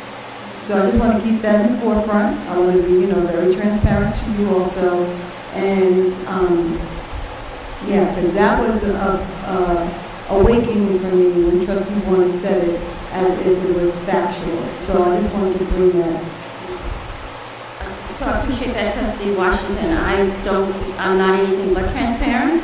I'm trying to make sure I keep the board abreast. I have a leadership meeting every Thursday where I speak with Trustee Vice President, President of the board, and we have talked this conversation. I've been asked directly, where are you on this? So I just want to make sure I'm transparent in making sure I know. I very clearly heard that we don't want to be more top-down, but as our culture has begun to change, as we saw a rise in discipline this year, when my reports will come home, there were questions around what are we thinking about doing to address this. So in the conversations around that, Dean came up, SRO came up, social work came up. We talked I thought, openly about options. Knowing when we went into the budget cycle, none of these were included because we knew we had other priorities. And so, but they didn't go away. We may not have talked about it every meeting, but they didn't go away. They've always been topics we talked about. Trustee Maris has sometimes said, what I said, sometimes have said, when you're thinking about, you're still thinking about the dean, not saying that she's mentioning to me, yes, hire a dean, but I know those have been conversations that we had. I would not bring that up if we had not, because I clearly heard the message, we don't want to be top down, but this whole position, if it happens, is not to be more just looking top down. It's more about what do we need, I think, as a district. I know how we want to move the district in the direction we want it to go. Do we want a better climate? Do we want decrease in suspensions? Do we want alternatives to suspensions? We can hire social workers. We can hire psychologists. But we need also support for helping our students holistically learn a language to peacefully learn to coexist in our buildings. And so social workers can do that one-on-one in small group, but holistically, we're talking about bringing to a district a mindset, a vision, an approach to how we help our culture and our climate improve. So my vision around this position is not looking at it as someone who just has a title. I'm thinking of someone who's going to really connect to the students, to the teachers, to the communities, to all the schools. It won't be that same vision that I know the dean you had before was the dean. I know what a dean is. It's a person who does discipline. It's a person who works in between the principal and the teacher. There may be some pieces of that. I'll be very transparent about that. The dean certainly does help the administration. But we're talking about a person who will connect with kids, who will run and be overseeing the restorative practice program at the high school, will give some support possibly to Bailey, will be helping with some of the circles. If we were to, because we do have an in-school suspension room at the high school, which has not been functioning as an alternative because we can't staff it. This person could possibly help with that. Looking at Saturday school, rather than suspending kids, but during Saturday school, they're just not sitting there doing absolutely nothing. There's restorative work there. In school suspension, there's a broader piece or vision around this position that we're thinking if it was to happen, so that it's not look so much as an administrator, as a person who's in the building supporting the administration around the initiatives that Nick talked about, even and around discipline. So I will certainly keep the board abreast of that, but I wouldn't move ahead on anything without direction from the board. Okay, any other questions, comments, concerns for the superintendent's report? Next, we have the Assistant Superintendent for Curriculum, Instruction, and Personnel report. And the time is now 8:30, just for an update. Good evening, everyone. I'll provide a very brief update as well. So as a reminder, our regular school year has ended, but now our summer programs will begin shortly. First and foremost, our academic program at Highview begins on July 5th and extends through August 4th as a reminder, and that is Monday through Thursday only from 8:45 until 12:15 p.m. We also have our extended school year programming taking place at Highview, and that is for students who are categorically qualified for that, and that program runs from July 5th until August 15th from 8:15 until 2:45. We are also launching through our My Brother's Keeper community grant, the Summer of Yes Youth Enrichment Series, which begins today and ends on Friday, August 11th from 9:30 to 3:30 p.m. here at Woodlands Middle High. That program is geared toward our young men who are in grades 5 through 9. And finally, I do want to remind the public that the pop-up for collecting the one-to-one devices is still on our website. That process has already started. We had a town hall where we explained what the process would be and why we are collecting those one-to-one devices. When you click on that pop-up, you will also find a link for a survey that you can complete should you need your child to have a one-to-one device over the summer for any kind of summer work. And so parents, guardians, please make sure that you fill that out, and the technology department will review that to determine what type of technology we can provide over the summer while your child's other one-to-one device is being refurbished, remodeled, and all of those wonderful things. Thank you. Thank you, Dr. Michaeluso. Does anyone have any questions, comments? Trustee Valen?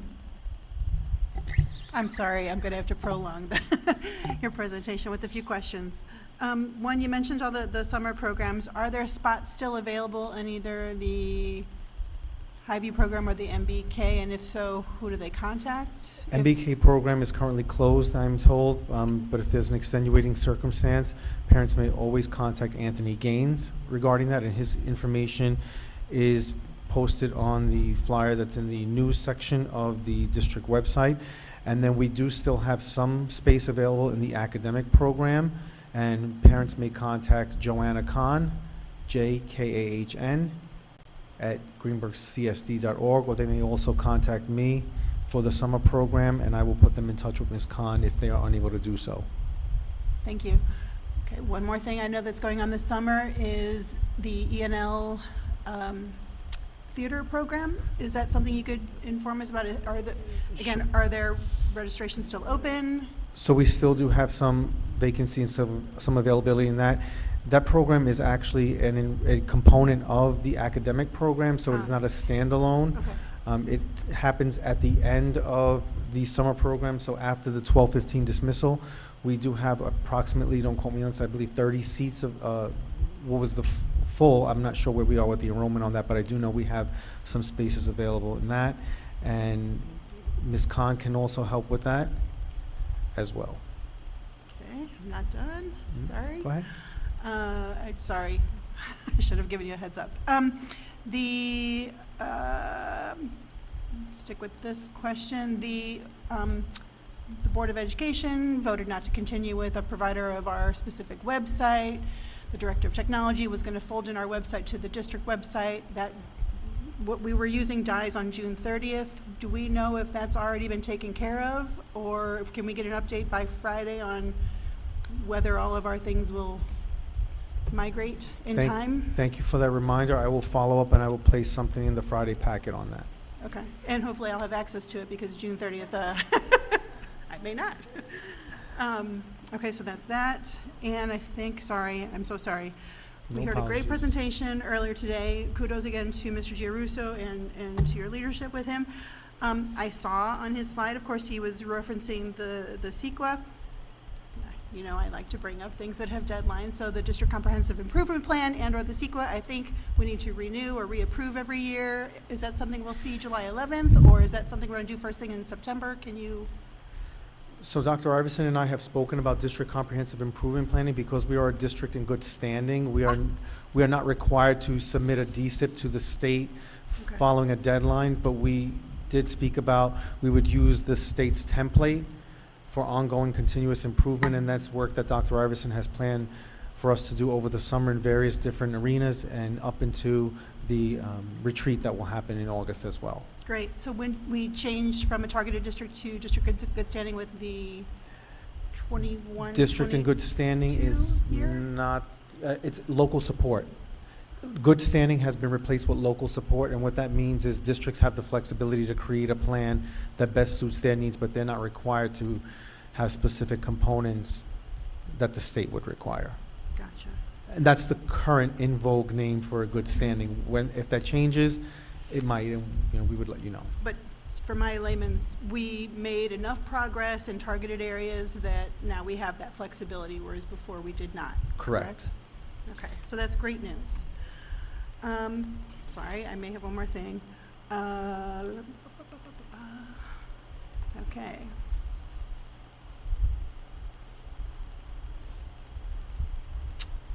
Well, I'll hold on that. Okay, that's all for now. Thank you. Trustee Washington? Yes, I just have a request, Dr. Iverson. So when we come back in September, can we have a presentation on our summer programs? So the taxpayers will know what's happening, what they're doing, what great events, what trips, what curriculum, and what supplies and materials have gone to our students over the summer, how many students have attended, and, you know, so on and so on. I think it'd be a really nice idea. And then how we are thinking about expanding our summer program to the middle high school for next year.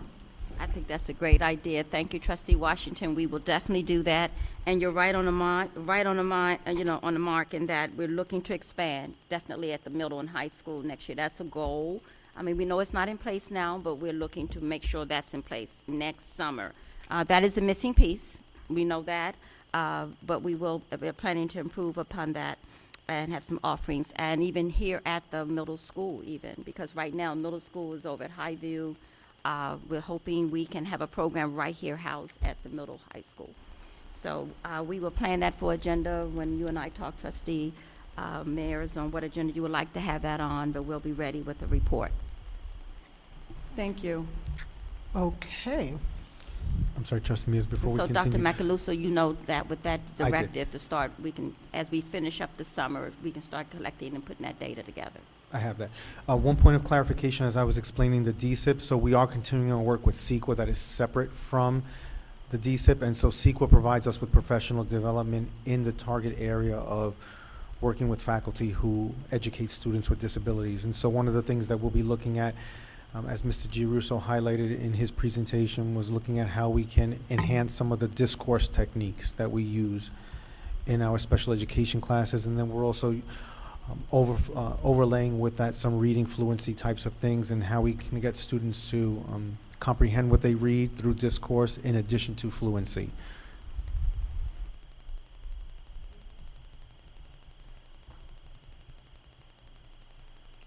Give me 1 second, extended school year. I'm just writing in a leadership note so that it doesn't get forgotten about. Okay. I had a few questions, and I realize these also might not be for you, so if they're not, just Dr. Iverson can handle them. I thought, Trustee Valen, you were going to ask about the code of conduct, because that is not for you, Dr. McAloo. Okay, so that's for you, Dr. Iverson. Please give us an update and let us know what's going on with the code of conduct. Oh, the code of conduct. So it will be ready for disbursement and distribution by the beginning of the school year. In full transparency, it's just been a process. We went through a very comprehensive process where all the leaders and all the administrators, the directors, we all went through it line by line. We sent it we looked at Area 1 BOCES and looked for other samples. We had some of the directors talk to other districts. We were looking because it had not been modified, I think, since 2013. So we just thought we will do a complete overhaul, do a very comprehensive job on it, and it has taken some time. Then life happened. A lot of things happened through the year that took our focus off of that, and we just couldn't get to it.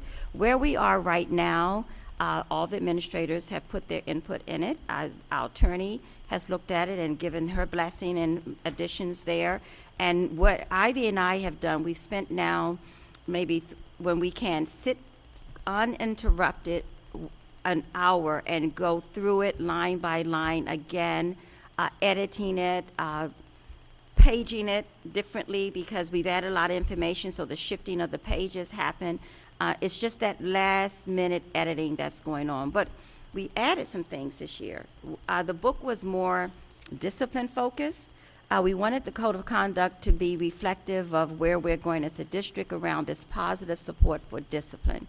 So we added a lot of information in it around positive behavior intervention supports. We added information about our restorative practice program in there. We have that in there, our restorative justice description in there, what it means. We have the culturally responsive education framework from New York State in there in terms of how that code of conduct connects to welcoming environments and inclusivity. So we added a lot of things that shifted the pages as well as has made it made the process a little slower. Ivy and I just talked today And I did ask her to put on our schedules an hour so we can get it finished. Once it's finished, edited and all, oh, another piece, we're adding graphics. We have graphics in it of students and graphics that connect to our initiative. So that the book is, will have a different look. It'll be more user-friendly. It will have a different kind of connotation to it when people read it. So it's just not the book you go to look at what happens if you do this. That's still there, but we connected that section to more of how we first are trying to, as a district, look at behavior from a lens of being more inclusive, more positive, and helping kids learn to turn that behavior around through positive supports. So that's what's taken some time. But where we are now, we're finishing up the last piece. Once it is, you will see it before it goes to print. I will share it with the board. You'll be able to put your eyes on it. And then the last piece will be over the summer, getting it to the printer, getting it ready for distribution in the fall. We've added additional policies in the back that we've worked on this year in the governance committee, policies that pertain to things in the handbook. We've added those policies. We've added tear-off sheets for parents to sign to say they received it. We've just made it more comprehensive. So it took longer than we anticipated. We thought we would have it ready by now. We know for certain it'll be ready for the new year. And so that's where we are, Trustee Mayors. Okay, any questions? Yes, Trustee Valen? Sorry, first a logistic question. You probably haven't seen the email, Ms. Melnick, but I did want to get an understanding, if not today, in the next week. I understand a public hearing is required before the board can accept or adopt the code of conduct. I don't know how much time it needs to have noticed, and I don't know whether it needs to be, like the district-wide safety plan, we post for 30 days. Is it a shorter window? So if we could get that answer, because I hear what you're saying about the process, but I am concerned that if we don't approve it in July, there's portions of the code of conduct that get published on the calendar. There's portions that get included in the summer packets at least at each building in their handbooks. I'm hoping the principals all have been working with you on this, and they've seen this draft, and they're already incorporating those elements into their handbooks for this summer distribution.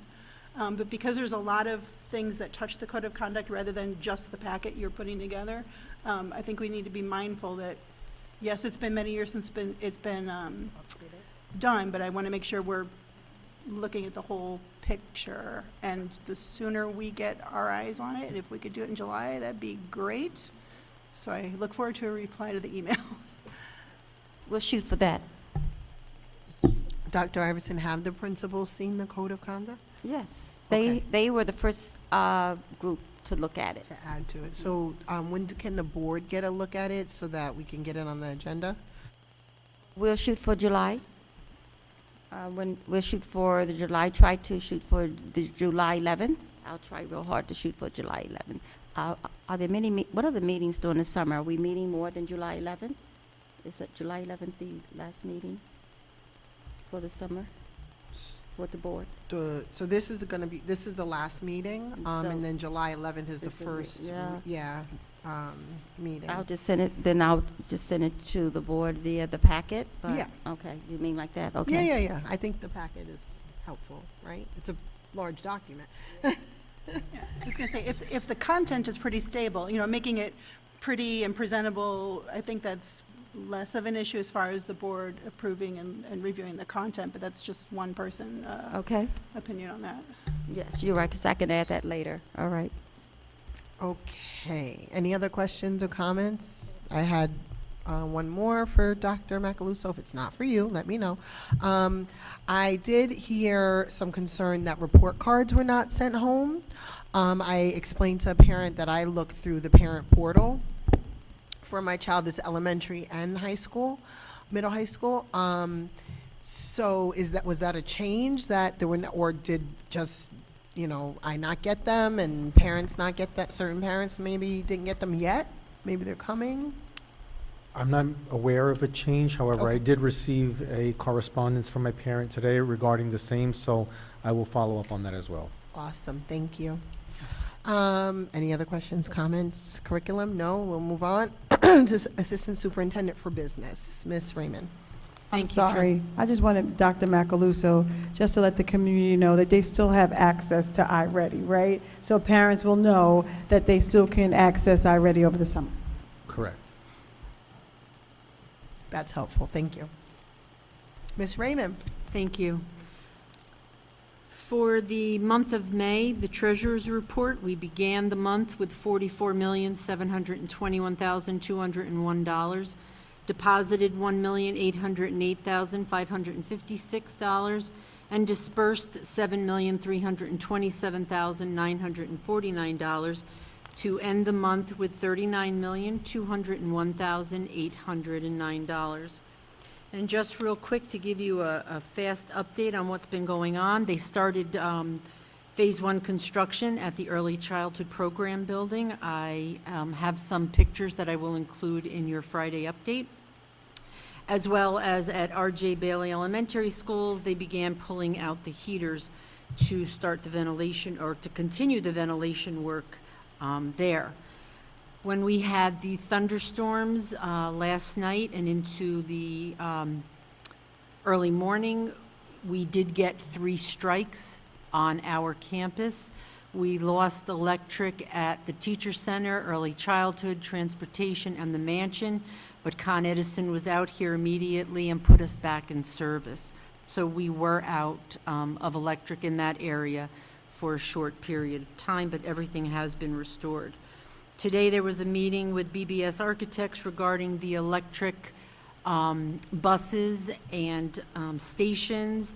If you remember, I had included in one of your Friday updates that BBS has a program that we can sign on to, that they could do an analysis and a study for us to see what it would cost for us to get these electric charging stations. So I wasn't able to attend that meeting today, but I will have a further, more detailed report for you in my Friday update. But the gist of what I received out of that is that the study would cost us approximately $30,000. BBS is doing a proposal for us if that is what the board would like to have done. And because we own Pat Capone Road and all of the electric that comes in and out, there would be between a rough estimate of $1.1 to $2 million in infrastructure costs that would need to be done before we would even be able to install any of these stations. I will speak with those who were at the meeting today, get a further detailed report, and once I get BBS's proposal, I will definitely have that at the Finance and Facilities Committee meeting, and I'll provide it to the board. Okay, thank you, Ms. Raymond. Any questions, comments? I have some, but I want to give everyone a chance. No? Okay, Ms. Raymond, can you let us know about the lunch summer program? I was contacted by someone who looked at the Mount Vernon Board of Education resolution. Yes. And So there, we were, if you remember, we did have a summer school feeding program the last 2 years because that was a pandemic emergency, and we were allowed to do an emergency contract with Aramark, who agreed to do the food service program. When Aramark bid the contract out, they did not include summer feeding program. So the letters for summer school had already gone out stating that we were going to provide breakfast and lunch.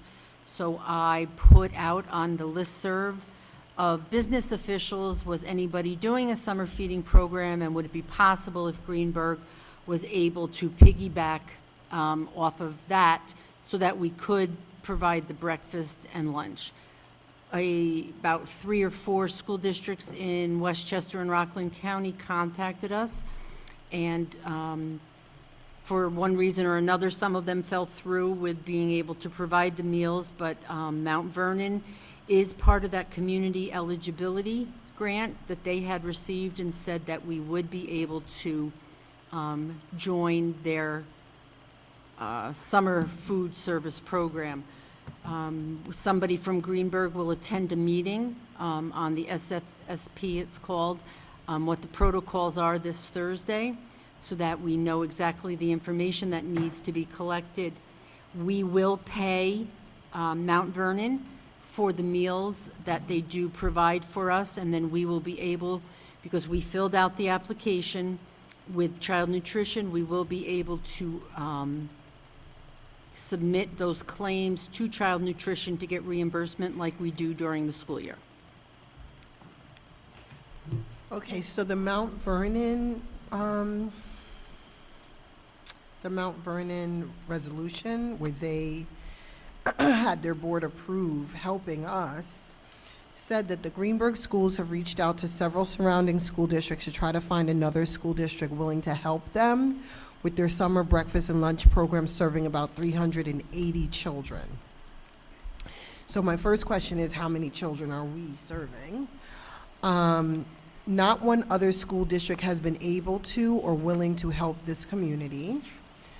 We expect our population for the summer breakfast lunch program to be about 16-20 children.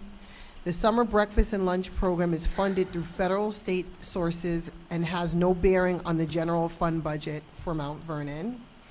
The state has approved our adding the Greenburgh schools as an additional site for the summer program. The reimbursement for Greenburgh will be added to our reimbursement, with the result that we have no expense. Transportation of food will be provided by Greenburgh in that they will pick up every day at our location at their expense. So my question is, what is going to be the expense that we're going and picking up food from Mount Vernon?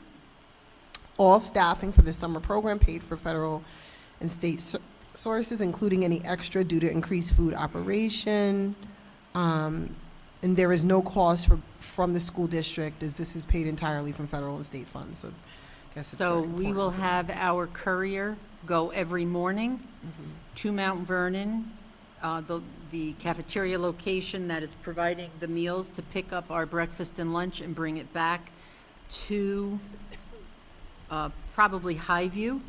I think that's where the majority of the students will be, and that will happen once a day.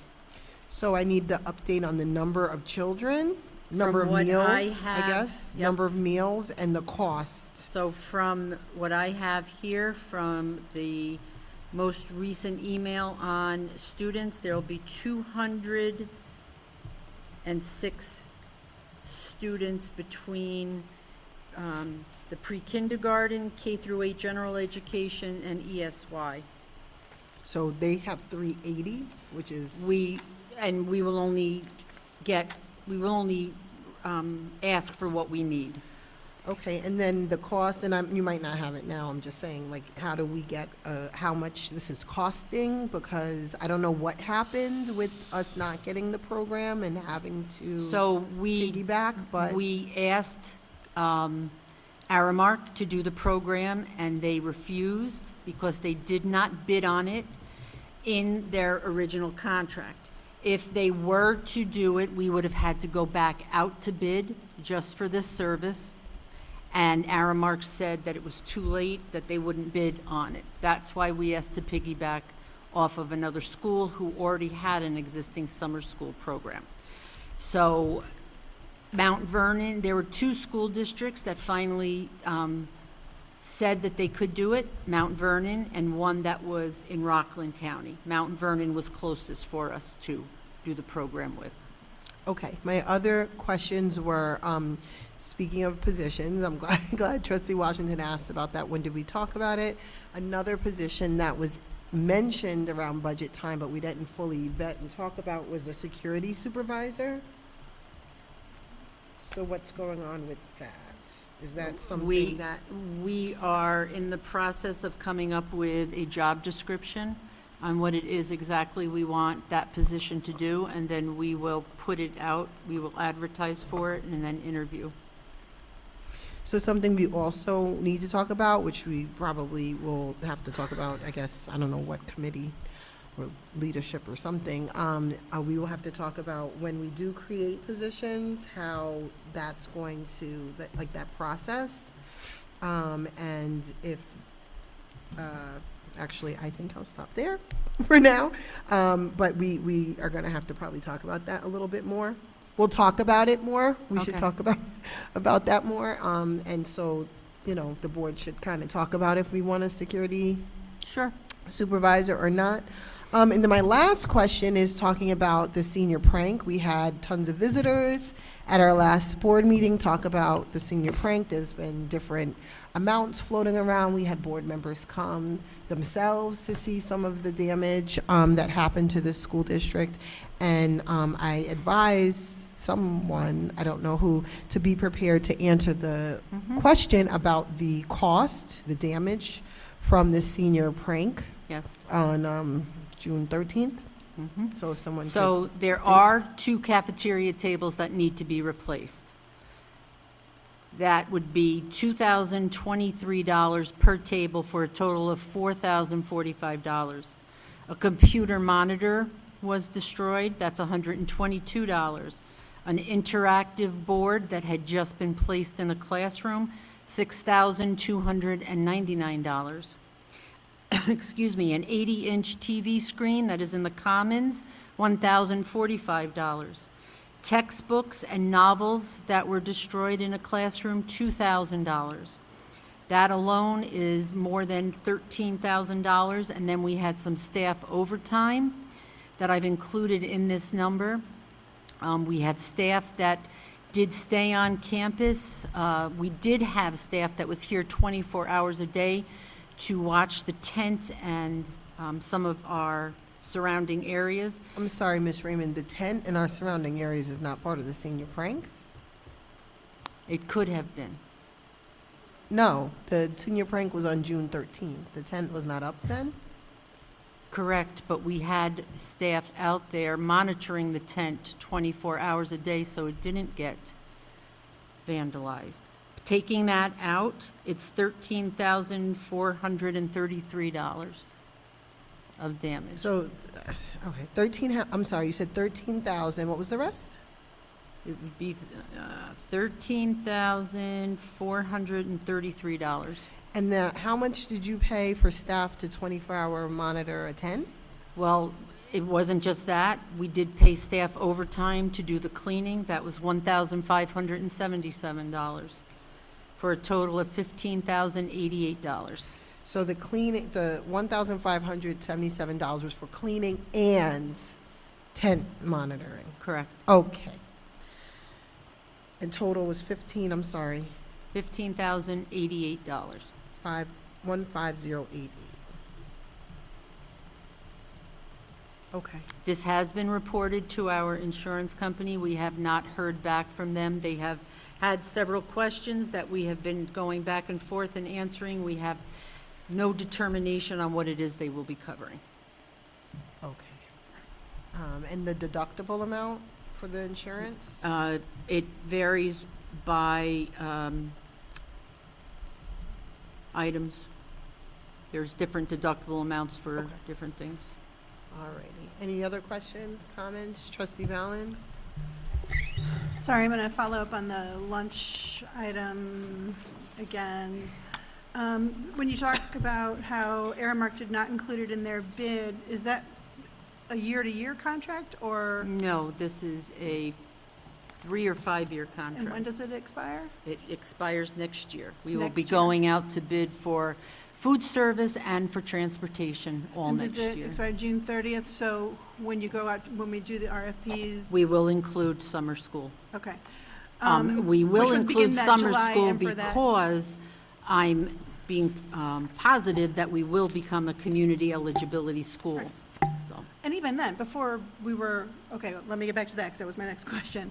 But we had summer school before. I feel like we always served meals, so I'm a little surprised. I have the Before paperwork COVID, I mean. right here where those pages that are crossed out for summer school that nobody bid on. Okay. Okay. So, Sorry. can I just ask a follow-up to the RFP process, so why wasn't that put in the first RFP from 3 years ago? I wasn't 5 here. years ago? I don't know. I wasn't here when that original one went out. All right, thank you. All right, so you mentioned the community eligibility. I think there was a deadline for that. Have we August submitted everything? 31st, they August 31st. extended it. We are in the process of working on it. Okay, because I thought it was June 1st. It was nope, it was June 30th. They extended the date to August.